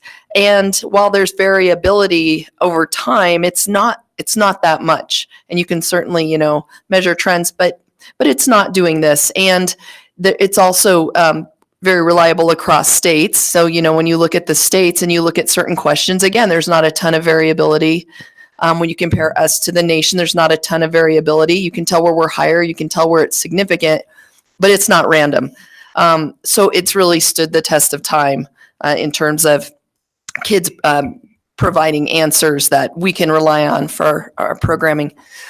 Two quick questions. One is, now that the state has, well, not now, that probably goes back a few years as well, but since state agencies have agreed on one survey, Healthy Kids Colorado survey, and schools aren't being bombarded anymore, do you now have weighted data? Have you had it for a while? I've been out of this world for a while, so I don't know what that looks like.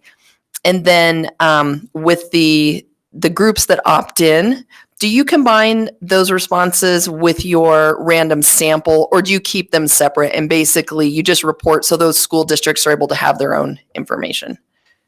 My turn to phone a friend. Same friend? Ricky. Ooh, different friend. Yay. We knew that the lifelines would be necessary. Yes, we prepared. Terrific. Good afternoon. Good afternoon. My name is Ricky Tolliver. I'm the branch chief for the Health Surveys and Evaluation Branch. We're primarily responsible for analyzing and disseminating the Healthy Kids Colorado Survey. Great. Welcome. I also sit on the, the Surveillance Advisory Board, or the Steering Committee, sorry, wrong board. And so we have a lot of interaction and influence on how we do our sample. So let me go back to the question. What was the question? Weighted data. So in 2013, when we first started with the combined survey, we did get weighted data. And then in 2015, at the advice of the CDC, they wanted us to because they wanted a larger sample. They wanted our sample because we had a pretty robust sample. They wanted to include all of that in the YRBS. And we missed the threshold for weighted data by, I think, 2%. Had we just stuck with the 1,400, 1,500 sample, we would have exceeded that and had comparable data to the rest of the country. That wasn't very timely because of the marijuana issue. I think we got a lot of heat for that because other states were getting prevalence of marijuana and we were not, but we were using the Healthy Kids. Even though we use the exact same methodology, we just didn't meet the threshold, which isn't scientifically based, by the way. It's just a random 70 sounds good. So they use that. But since we didn't meet that threshold, they didn't weight our data to compare to the other states. So in 2017, we decided, okay, let's go back to doing what we know works. And so now we are back on track with getting our weighted data. So thank you for that question. That answer your question? Thank you. Yeah. Excellent. Mr. Butts. One comment and one question. From a local public health perspective, this data is like golden. This is, and it is used both in their community health assessments, and it's also used in communicating with local boards of health, local county commissioners on key issues. And so it is really important. Back to one of your slides, I noticed that Jeffco and Adams were suppressed in your sexual activity slide. I didn't know if that was suppressed across the board or just for that, is that for that particular question? That is a really good question. Might need our first lifeline back. I know, I'm like, come back. Jeff goes. Nope, first one. First lifeline. No, I think it's Ricky. I think it's Ricky. Oh, is it Ricky? Oh, okay. Yeah, I think it's probably a Ricky You might just question. want to stay up because I'm going to call you up again in a sec. So So was this the question about looking about the slide they had when we were talking about sexual activity and sexual health and things. I noticed Jeffco and Adams was suppressed for that one. I didn't know if it was across the board or just that question or. Tom, do you have a slide number so we can pull it It up? is. The side by side. I had to zoom in, so I lost the numbers off the side. Keep going up. That one right there. Oh, yeah. we do a probability-based sample. So the frame is all high schools in Colorado, and then we stratify it by the 21 health statistics regions. Right. Jeffco is its own health statistics Right, region. as is Adams. So, as is Adams, correct. We drew randomly a sample. There weren't enough schools in Jeffco that wanted to participate or that agreed to participate. We had some, but not enough to actually have Jeffco specific estimates without being identifiable. So at that point, that's when we decide we're going to suppress it. Although those data are included in the state. Okay. Yep. As far as Adams County goes, last year, or in what year was that, 17, 2 years ago? Adams actually has their own version of the survey, and we tried to work with them to sort of have a single survey. They wouldn't move off of what they wanted to ask, so we did our best to try to incorporate Healthy Kids in with their survey. But after we received the data and tried to figure out how to actually weight the data to represent all of Adams County, it was apparent that we weren't going to be able to do it. So at that point, we suppressed them. Thank you. And so, Tom, I would say just get word out that these data are valuable, and we have coordinated with local public health to try to encourage the schools. I mean, that's one of the challenges in Colorado with local control is that, you know, the Department of Ed can say, yes, we don't stand in the way, we don't prohibit this, but each school district makes the decision. And Jeffco schools, despite the fact that we're coordinated, there are a lot of school district internal surveys and assessments that happen. So, you know, to prioritize this health survey is sometimes a bit challenging. But I mean, the more schools hear about, yes, these data are useful, and one, in terms of planning and also for bringing dollars into the community, I think will help keep that support. And the last thing I'll say to that too is it depends on how the district chooses to administer, whether it's opt-in or opt-out.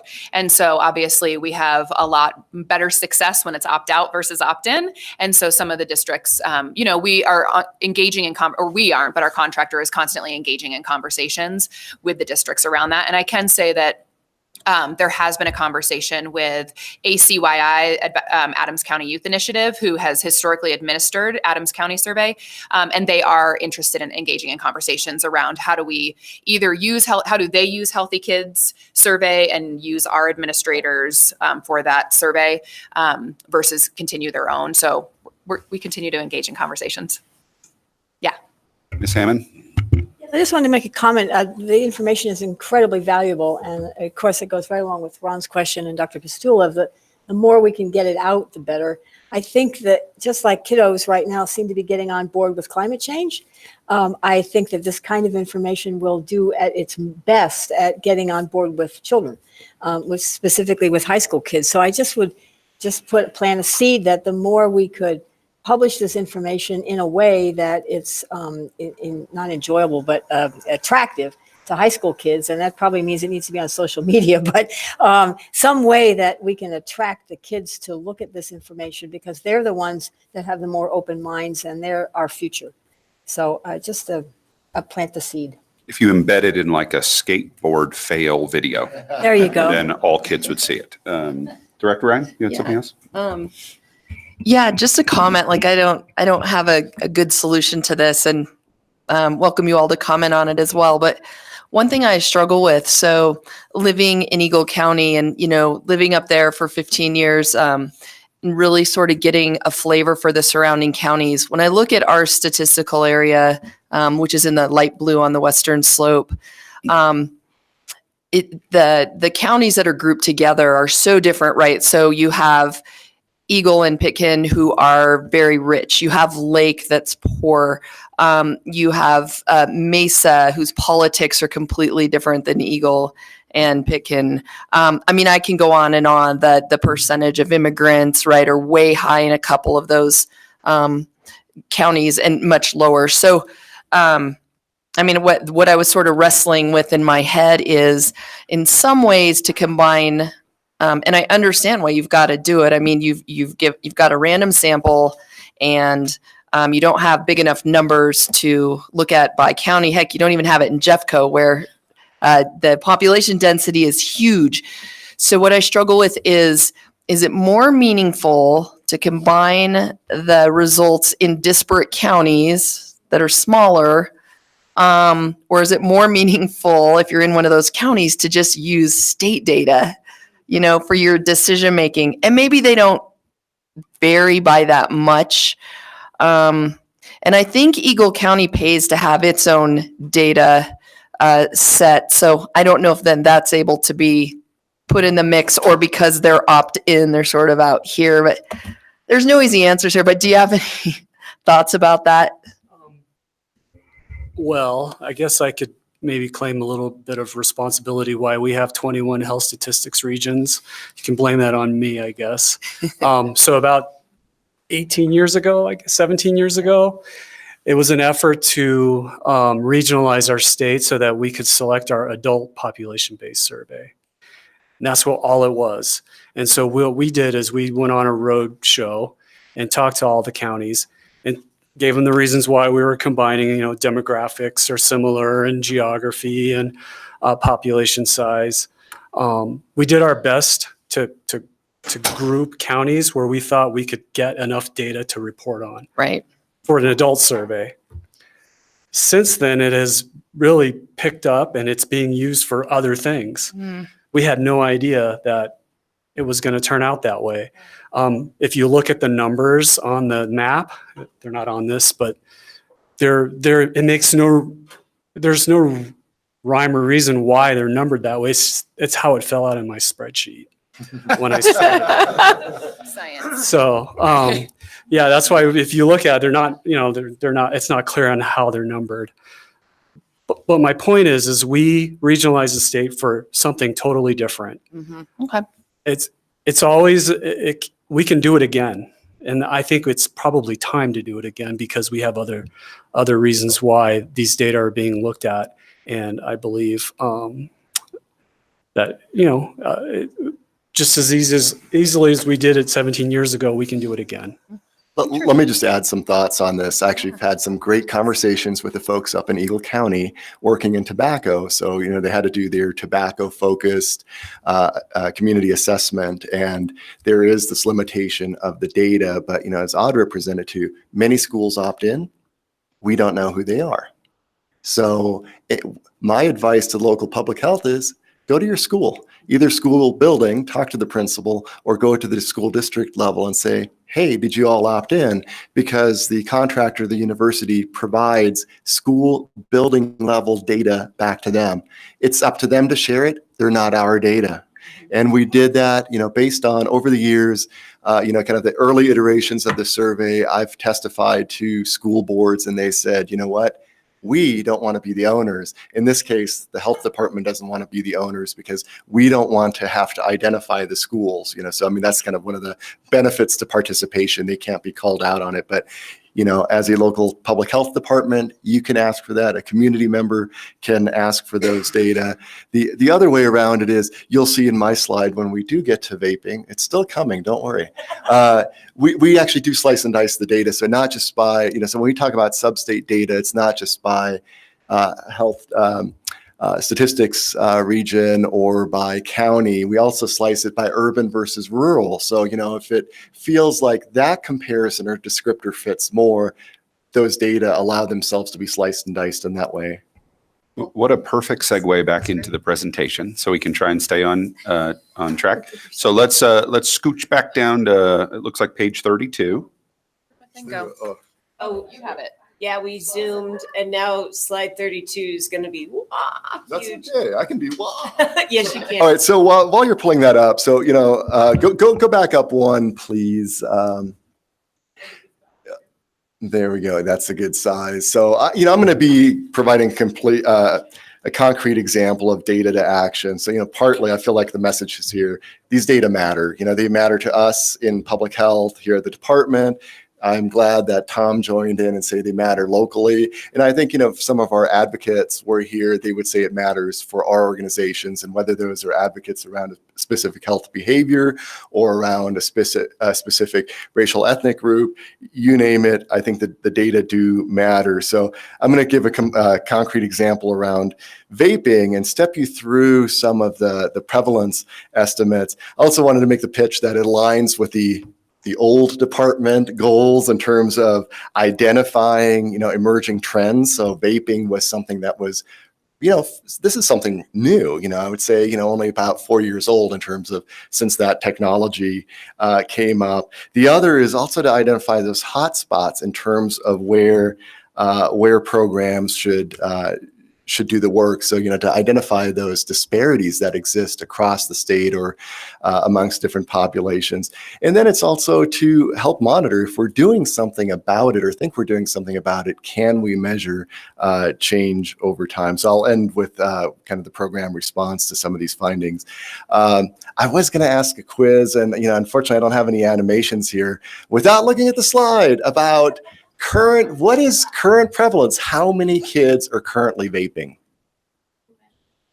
Too many. So, we're right around 27%. The other day I had a call with a colleague who lives out in Montrose, and her husband had a meeting at the hospital where he works. And one of the docs said, 90% of kids are vaping. And she, called me like, is that true? I'm like, no, thanks for raising the importance of the issue, but 90% is an exaggeration. You do seem to notice it more when you're out in the public. So this slide shows data from 2015 when we first started asking the question around vaping, and it focuses on what we call current use. Current use is defined. Did you use in the last 30 days? Just by point of comparison, I put in cigarette use into this graph, and you can see that in 2017, cigarette use dropped down to 7%. I've been here a long time, so before running in here, I did a little digging through my own archives of files and said, how far back do we need to go when cigarette use was that high? How far back do you think we'd have to go to where it was on par with current vape use? 60, somebody said? 70s? You will be shocked to know that in the year 2000, current cigarette use in Colorado was at 25%. Right? That's impressive. I mean, that kind of blew my mind that we have seen substantial progress. So, I'd say part of that is due we had the data. This is an issue that matters. The program brought evidence-based interventions. There's a whole field of research, some of it guided by CDC, some by independent researchers saying, this is how we change some of the knowledge and attitudes that then lead to health behaviors. And, that's both on the risk side as well as on the protective factor side. So I thought that was interesting that, yes, this is alarmingly high now, but we've made progress in the past, and I'm hopeful we'll come up with some interventions moving forward. Let's go on to the next one. On this slide, it shows the columns that show the current vape use by grade level. So you can see again on the left-hand column, it's 27% overall. But when we slice and dice it by grade level, we see this uptick to where by 12th grade, it's nearly a third of students are currently using a vape product, where in the 9th grade, it's around 18%. Anybody want to venture a guess to what is happening here? Why do we see this uptick? Peers. So, some of it might be around the norms. Access, absolutely. I think access is a huge part to do with this. And that's why a lot of states and even communities are moving to tobacco 21, because some of the kids that are in high school are of legal age. And many of the kids that aren't of legal age are still able to buy cigarettes illegally, underage. And by kids being in the school, in that 12th grade, they what we call social sources for the tobacco product. So it has more access. And the other side is more, so that's kind of the supply side of things in terms of economics. There's also the demand side that as kids age, adolescent development is about taking on risk.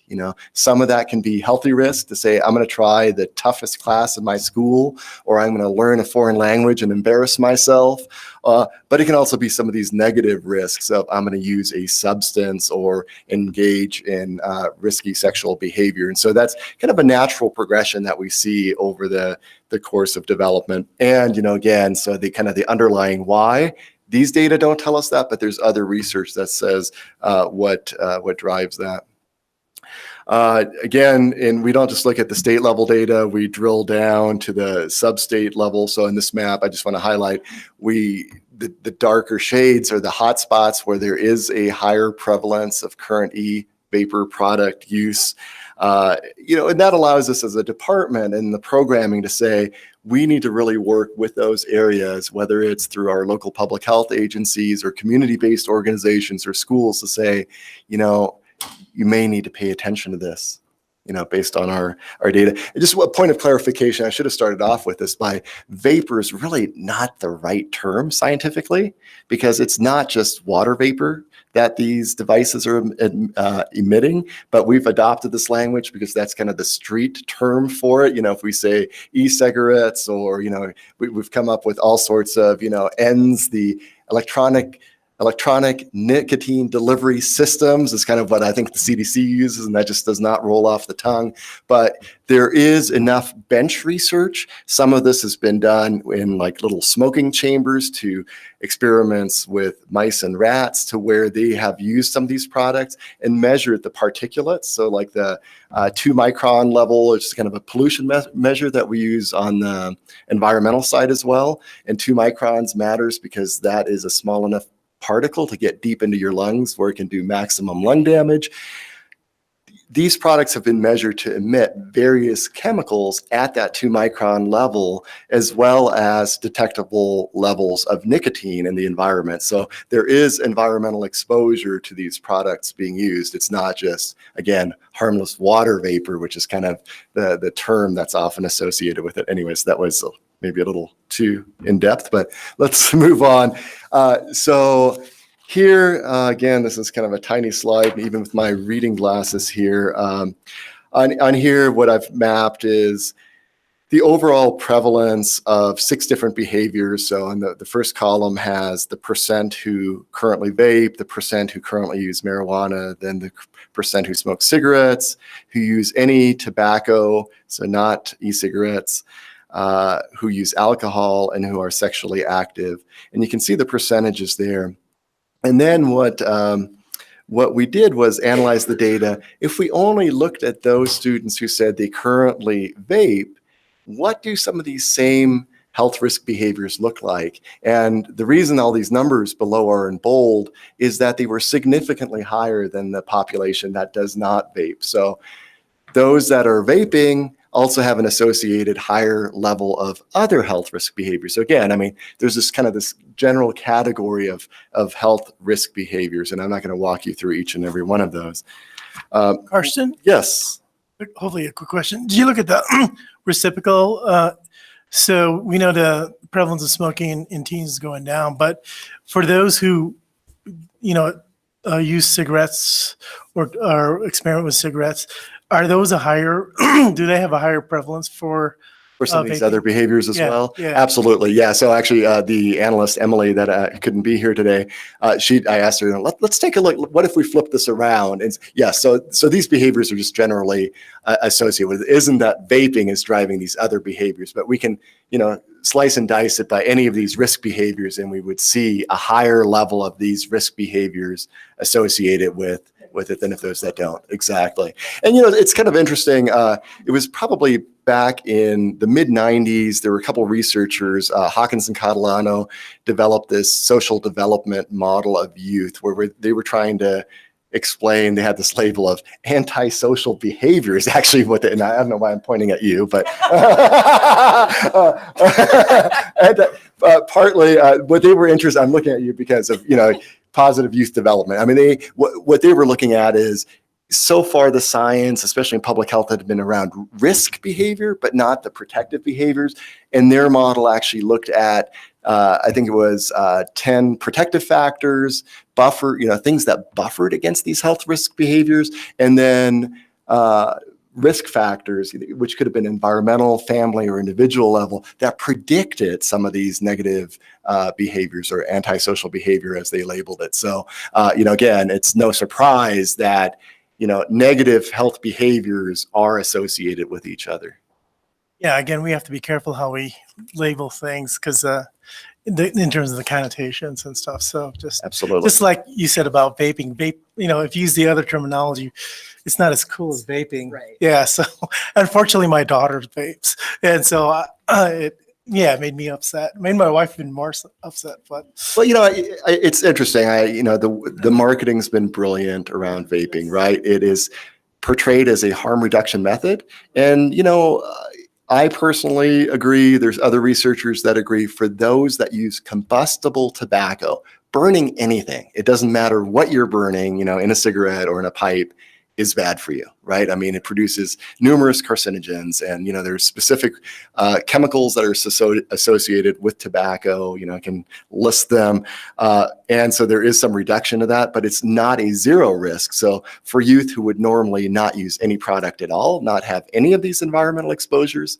it's not harm reduction. It's introducing a new way harm themselves, right? And that's why we have to be careful how we message a lot of this stuff, because you're probably familiar with the New England Journal of Medicine article, I think it was in Europe, that showed the vaping and the smoking, and our providers at our hospital kind of read the opposite effect of it. And it's like, oh, they're still vaping at the end of the year, Right. and that it is less harm, but it is harm.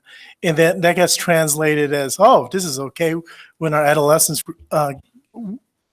get interpretation from other folks in terms of how that study was. And Ray, I think part of what you're alluding in that study, they were saying about the benefits of switching to a vape device on the journey towards cessation, right? And we're actually torturing some of our adult data right now to take a look at those that have, made a quit attempt.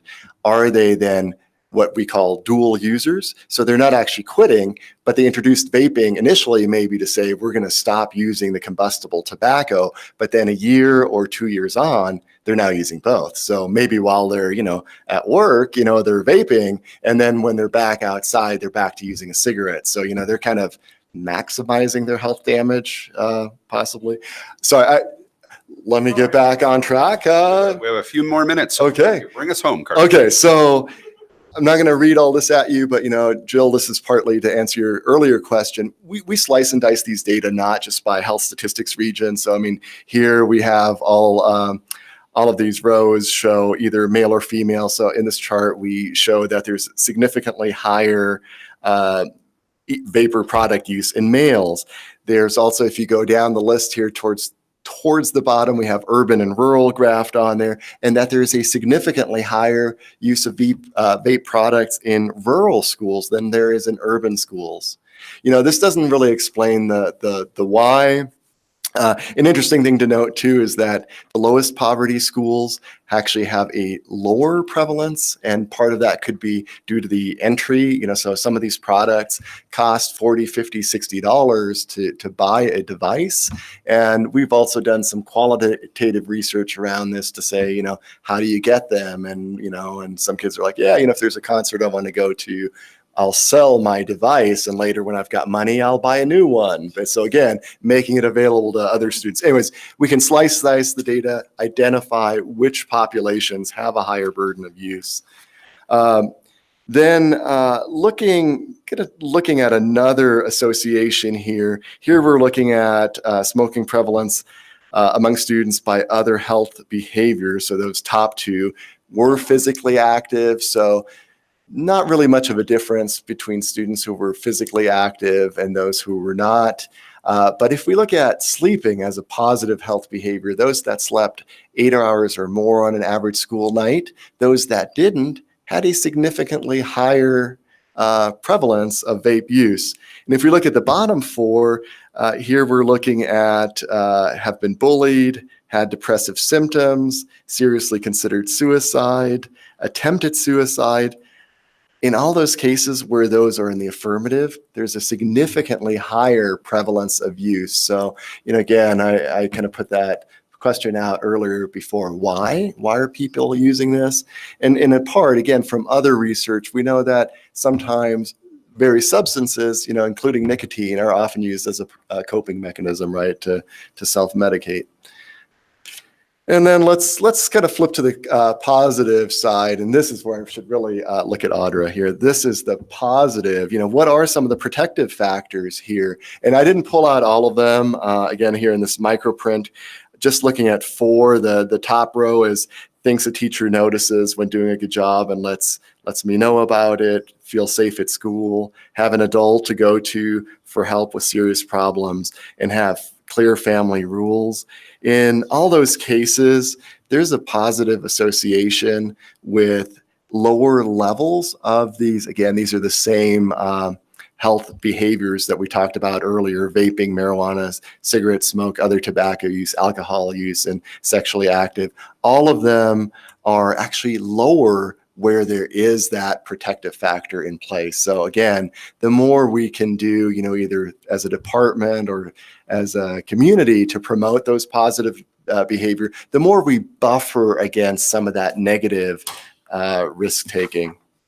So then this final slide, how did programs respond to these data? You know, some of this really, you know, I mean, this was an early indicator. I think we were really ahead of CDC in saying, wow, look at these vape rates are going through the roof. Part of it has been around fine-tuning grantee activities. So we have the State Tobacco Education and Prevention Partnership that Ray reported out on earlier.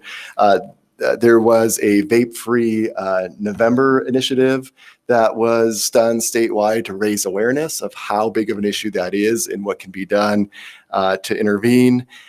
We've shared these, you know, data with local public health agencies and the general public to identify strategies where they might need to identify more work to address this issue.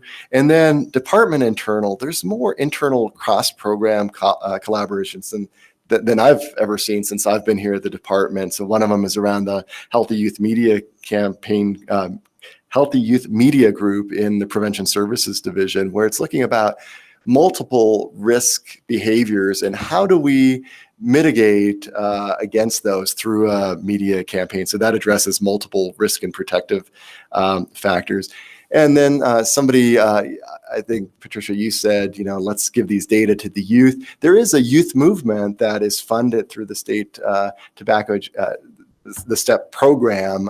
It's out of the university, and youth actually, you know, love these data and run with it and advocate to their county commissioners, or sometimes they've even taken action to advocate at the state house of, you know, why this is an issue and how big of an issue it is. That is all I have for you. I'm sorry to say. I think it was a lot, so I think it's terrific. Thank you all very much. Audrey, did you have anything that you wanted to wrap up with? I think I'm good, unless you guys have questions. Yeah, questions from the board? And Mr. Turk, I know this was something of interest to you, so before I turn over to Director Ryan, Mr. Turk, did you have anything?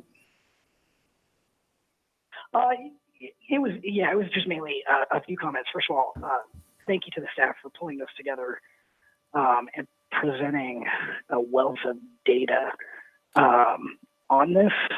This is obviously something that kind of hits close to home for myself and I think a couple other board members. And so to see it kind of on paper, I think intellectually and kind of at our core, we know that, especially with the LGBTQ kids, that some of these behaviors and some of these issues are more prevalent, but to actually kind of see it in our face, for me at least, was, again, even though I knew it was still jarring. And so thank you for coming and kind of presenting it to the whole group. Kind of my only other comment, and I've kind of presented some statistics to the board in the past, specifically related to transgender youth and adults both. And so to see those statistics you're getting from this survey kind of match that national trend we've seen in some surveys recently is validating. So I appreciate that as well. And then I'll just kind of reiterate what I said when we heard the birth certificates changes. As a board, I think I especially struggle with kind of what we can possibly do when we are so kind of in the weeds with rules and regulations and whatnot. And little things like allowing, for example, a transgender youth to feel supported to change their documents and things like that. It helps alleviate some of these issues that we're seeing in this survey. I think there's small little things that help reduce depression and thoughts of suicide and some of these other statistics that we saw today. And so I just kind of want to reiterate that for the board to know that some of these things that we are doing and seeing at the legislature and we're going to see kind of come through again are little things that we're doing to kind of help this population. And that's mainly why I wanted staff to come present some of these statistics so we kind of see, you know, this is where we're making an impact for this group especially. Thank you, Mr. Turk. Yeah, I appreciate the report. I actually I jumped in, sorry. Yeah, you did. But as come over there. As It's awesome. As you were talking, I emailed your presentation to our director of pediatrics and director of school-based health clinics, and she responded back real quick, and she wants to meet about the data. So I if I might be able to pull you in. That's great. That's great. Yeah, and just to comment or piggyback on Mr. Turk's comments about creating the conditions, like that's really, I think, what our work is moving towards. We're moving away. We're beginning, not away. We're adding to. We've historically focused on risk factors and how do we get rid of those risk factors and how do we reduce those numbers. And now we are coming together as programs to really look at how do we change the social context for these young people by policy change, by programmatic change, and by filling their lives with these protective factors, making sure that our programs are promoting trusted and caring adults, connection to school, all of those different things. And so as a public health department, that's really kind of the direction that we're moving in terms of, or in prevention services, to change that social context so that our young people can actually realize their full potential and they're supported in doing so. Yeah. Excellent. Director Ryan? I was just going to comment. I mean, I think that the work you do is so important and you all do such a good job. And what I really appreciate is the analysis. Like you take all the information and then you help us, in seeking to understand it and to make sense of it. And I love how you talk about the clustering of high risk behavior. And then when you look at the protective factors, kids that have those protective factors are less likely to engage in these high risk behaviors. And it's not like they're just having, one of choice. If they're vaping, they're probably also having sex. They may be smoking marijuana. They're probably also drinking, right? So I don't know how many of you have heard of ACEs, but it's another way to look at it. And I started my career in counseling high-risk youth. And so I've always sort of had the underpinnings of how childhood trauma creates children that are going to be more likely to experiment in risk factors. But if you haven't heard of ACEs, it's a neat way of, or not, maybe neat's not the right word, but it's,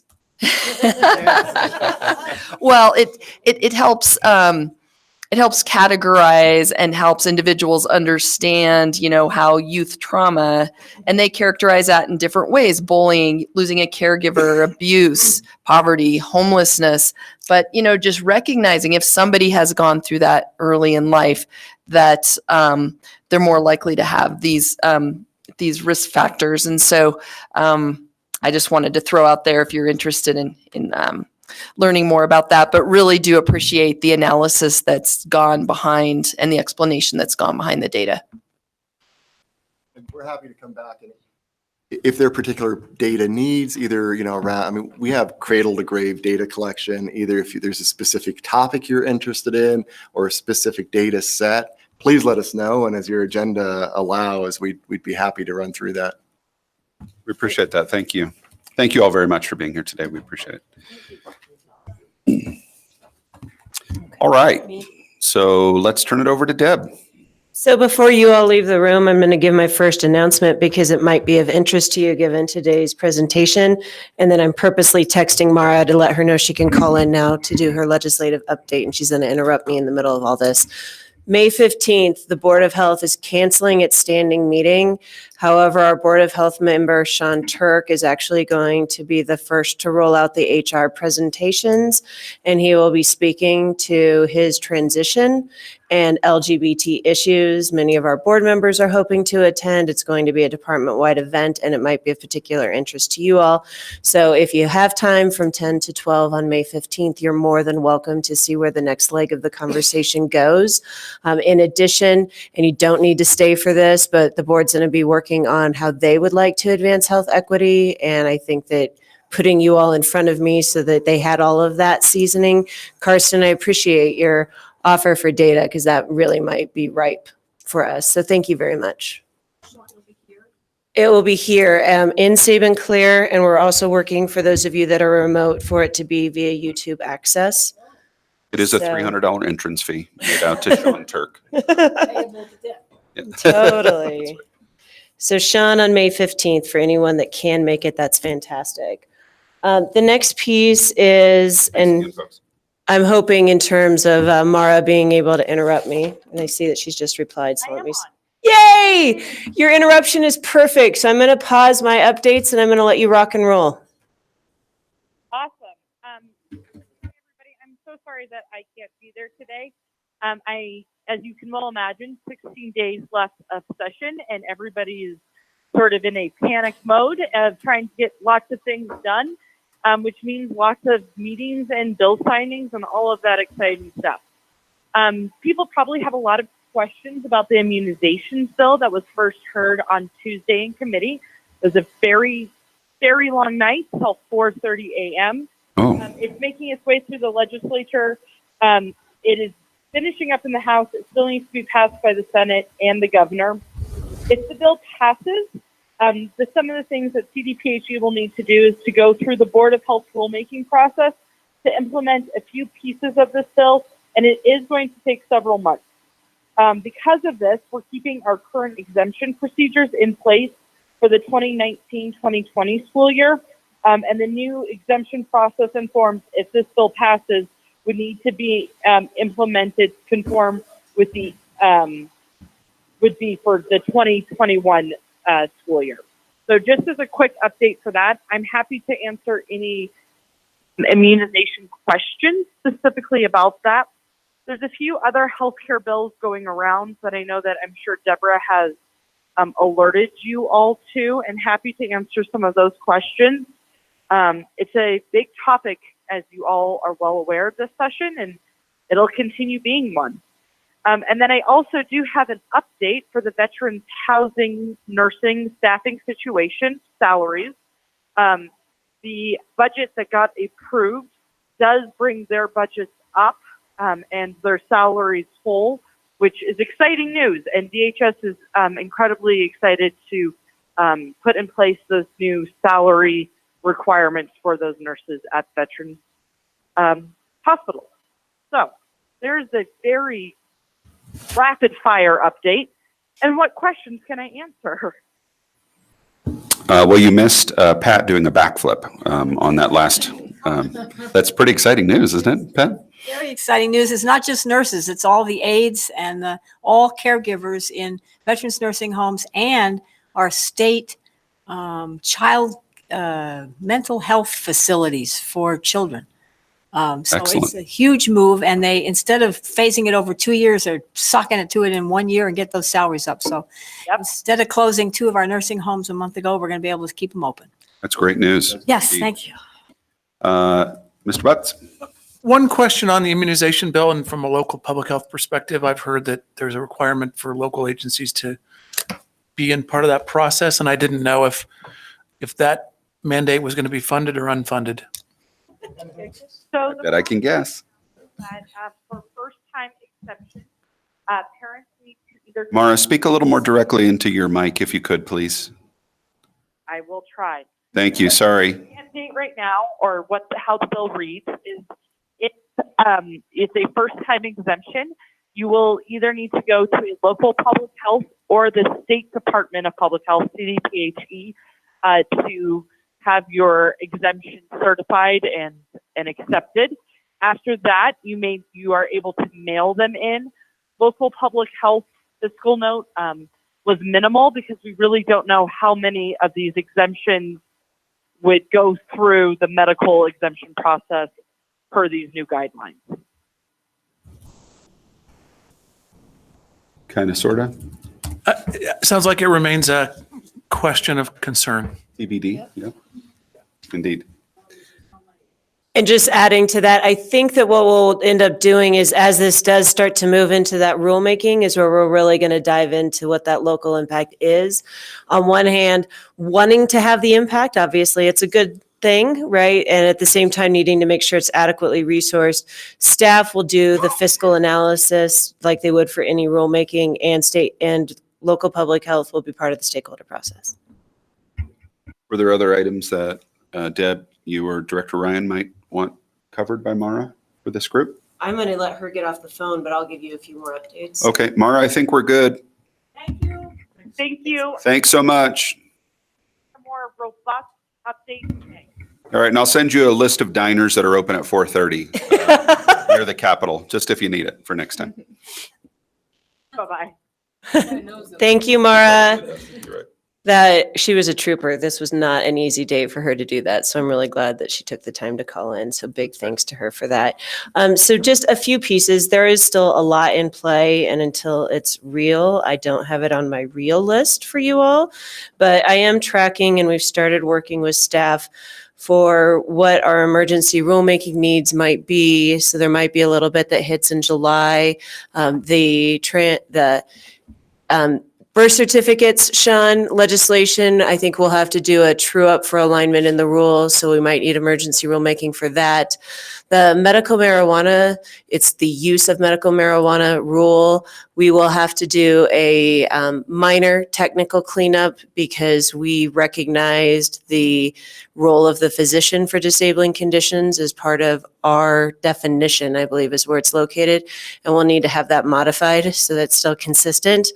There's a little bit that health facilities will need, but we don't think at this point that it will be emergency. Folks will be really doing a deep dive after everything is passed in May to decide if they do.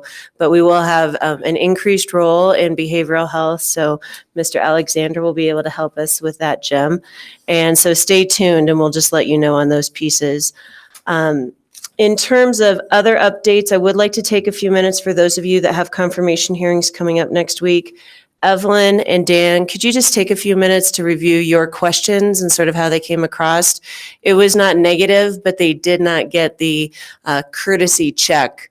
It did not take 60 seconds like the State Board of Human Services confirmation took. And so I want all of you to feel like you're prepared with the questions.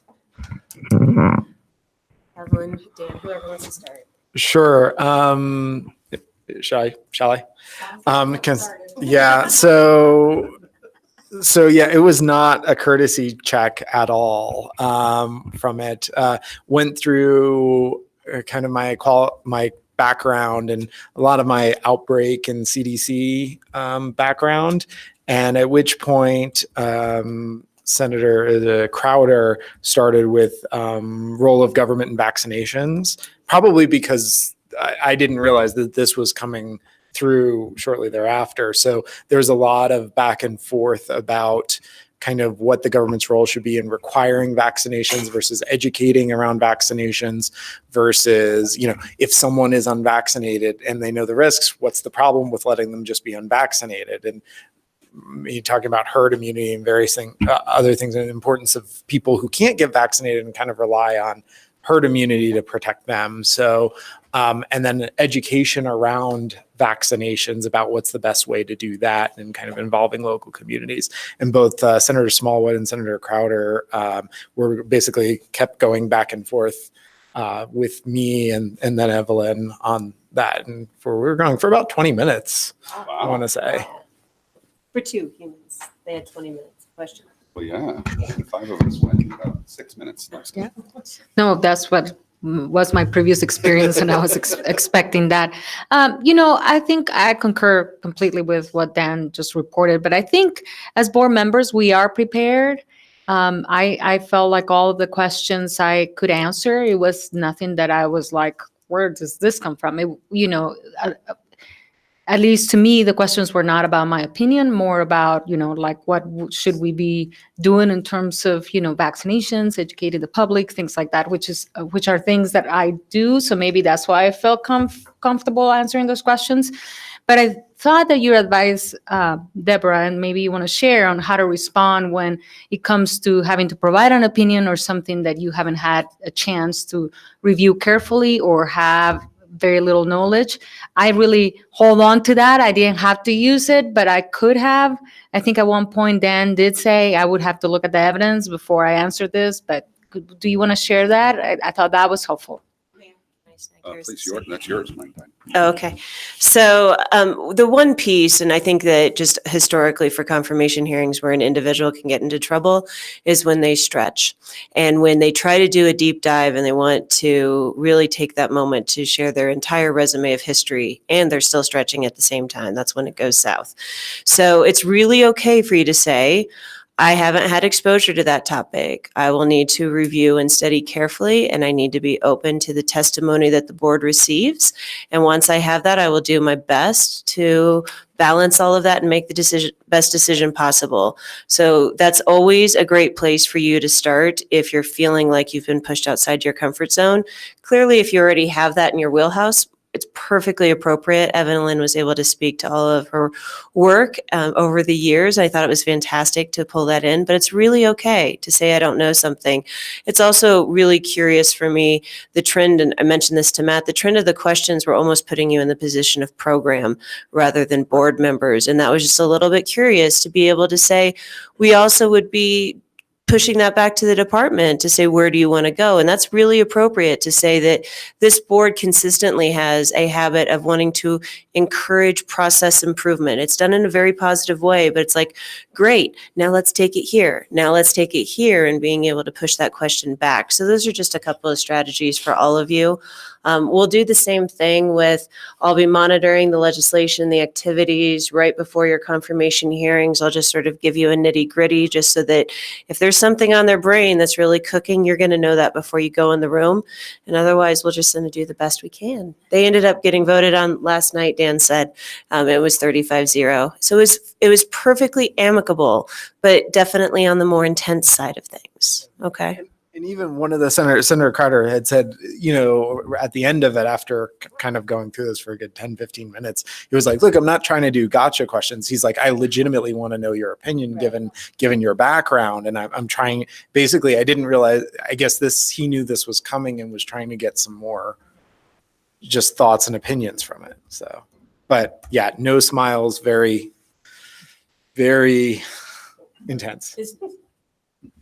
Yes. Yeah. Okay, do folks have any questions on confirmations? Just know that there's more to come. I'll do my best to make sure all of you are prepped. We have 4 of you next week.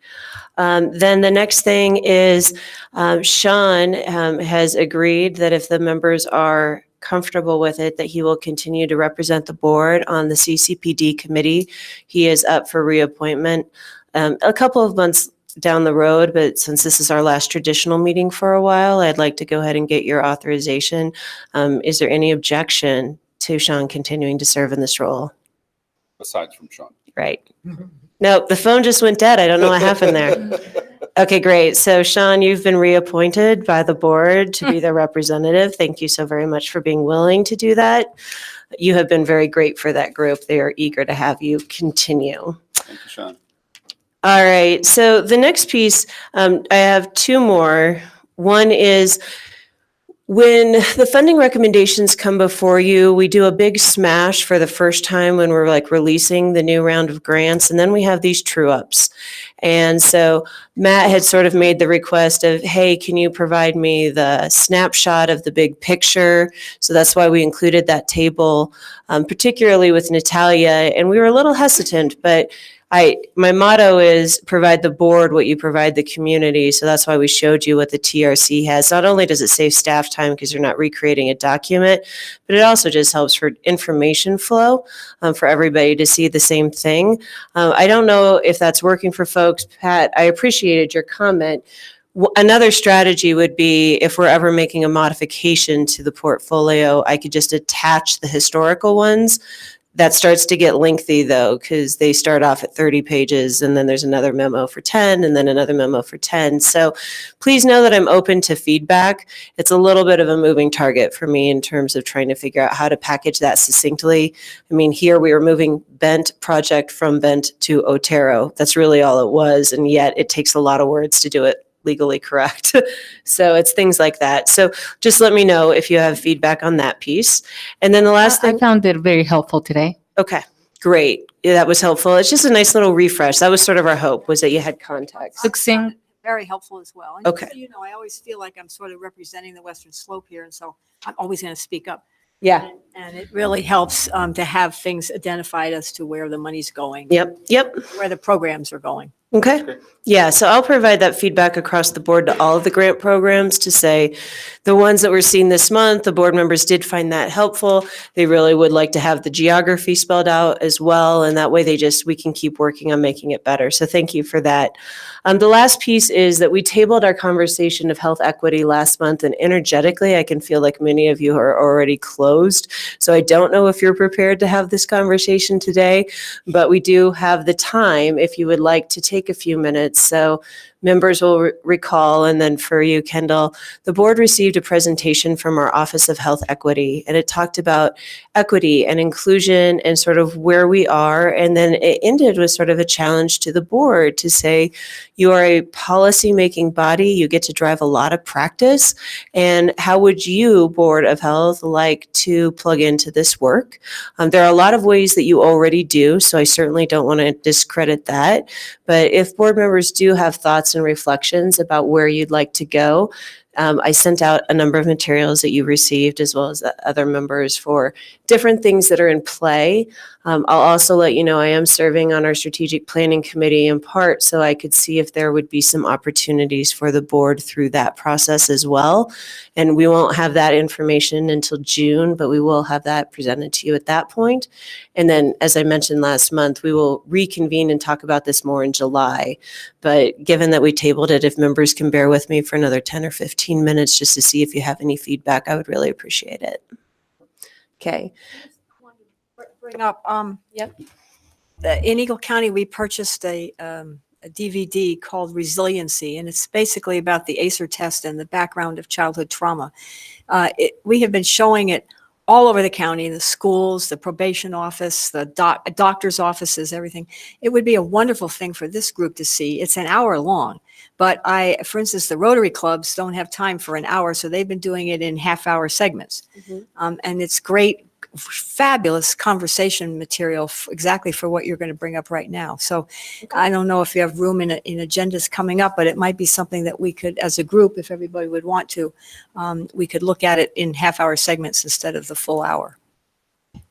Would folks like that? I love that when you reference ACEs, that's where my brain went, because I came from human services. So that's the language we spoke. And we are hoping to have a cross-agency effort in August. And so I do think that that would be a wonderful idea. So if you want, we'll talk offline about trying to find some space for that. Okay, what else? I thought, and Matt, not to put you completely on the spot, but one of the conversations that we have had was the use of the word inclusion, because some of the other terminologies for those that you serve hasn't been accurate. I was wondering if you wouldn't mind elaborating on that for your peers. Sure. We could lean in like we're doing a duet if you want. The presentation by Webb and others a few meetings ago, and then the follow-up that we had, I think last meeting, really spoke to, I think, strategically where we as an organization are going to try and refocus our attention.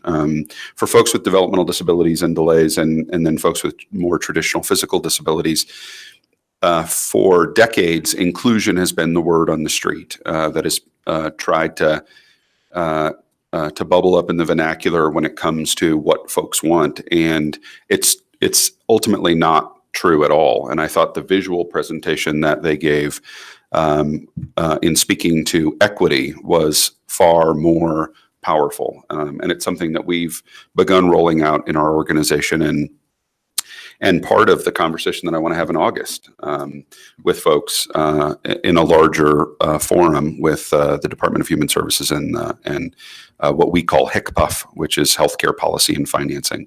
It's where all Medicaid dollars flow through. And Jen knows as much about HICPUF as I do, or probably a great deal more, actually.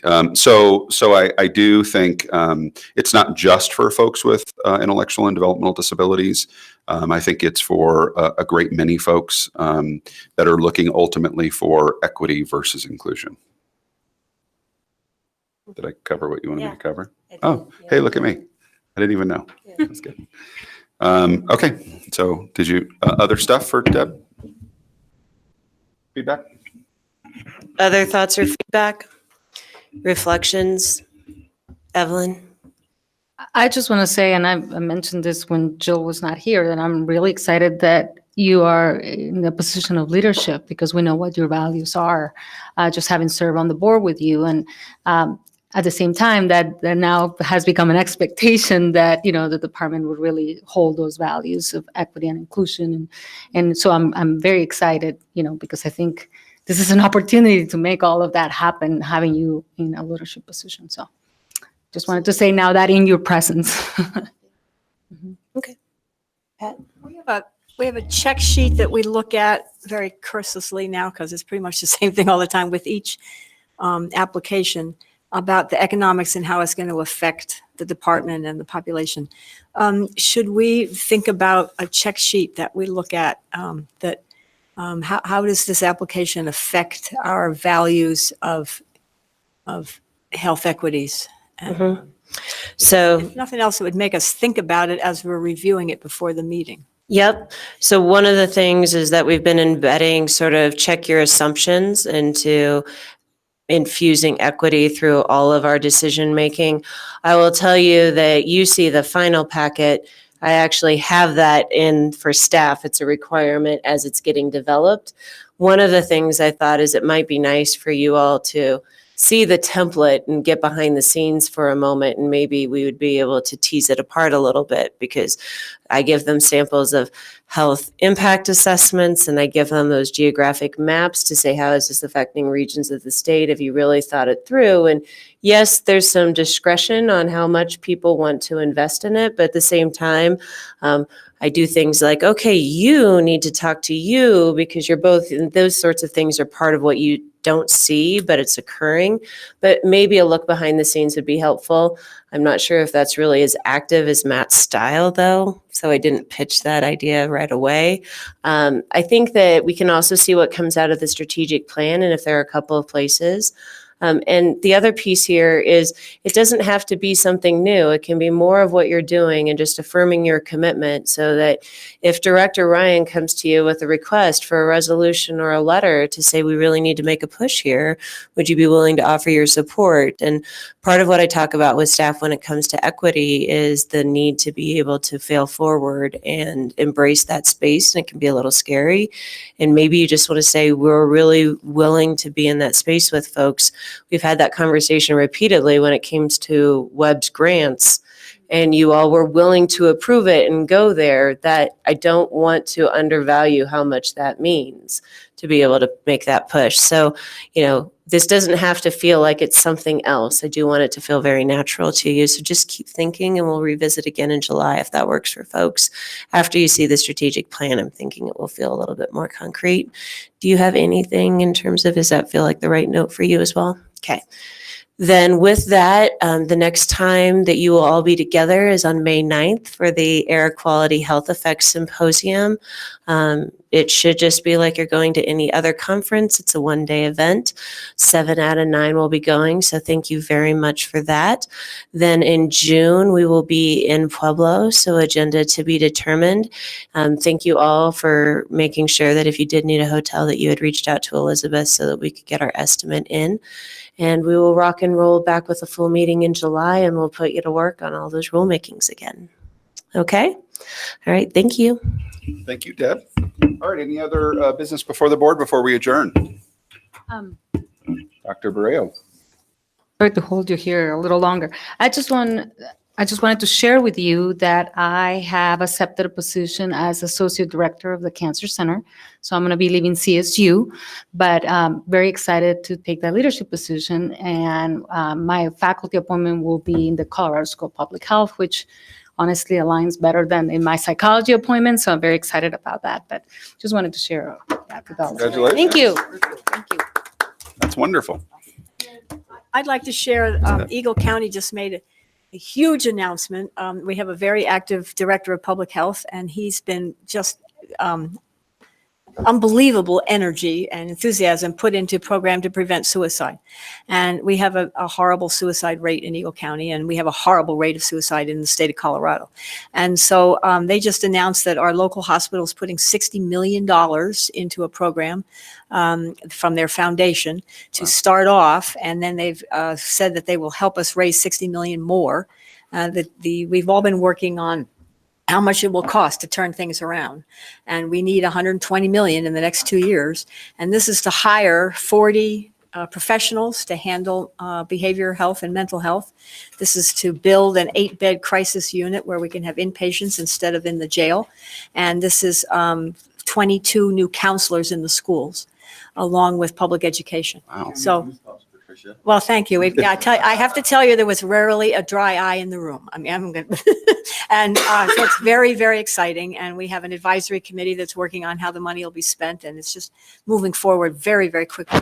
And I think we'll become a model for other counties and hopefully across the country. And the governor's coming up on Friday to have a discussion with Vail Health and the community to learn more about what the community is doing. So I think that's really cool. I'll be up there to help welcome him. Very cool. That's great news.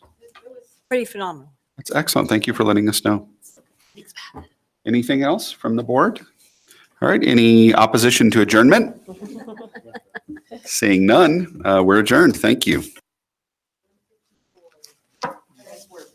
Yeah.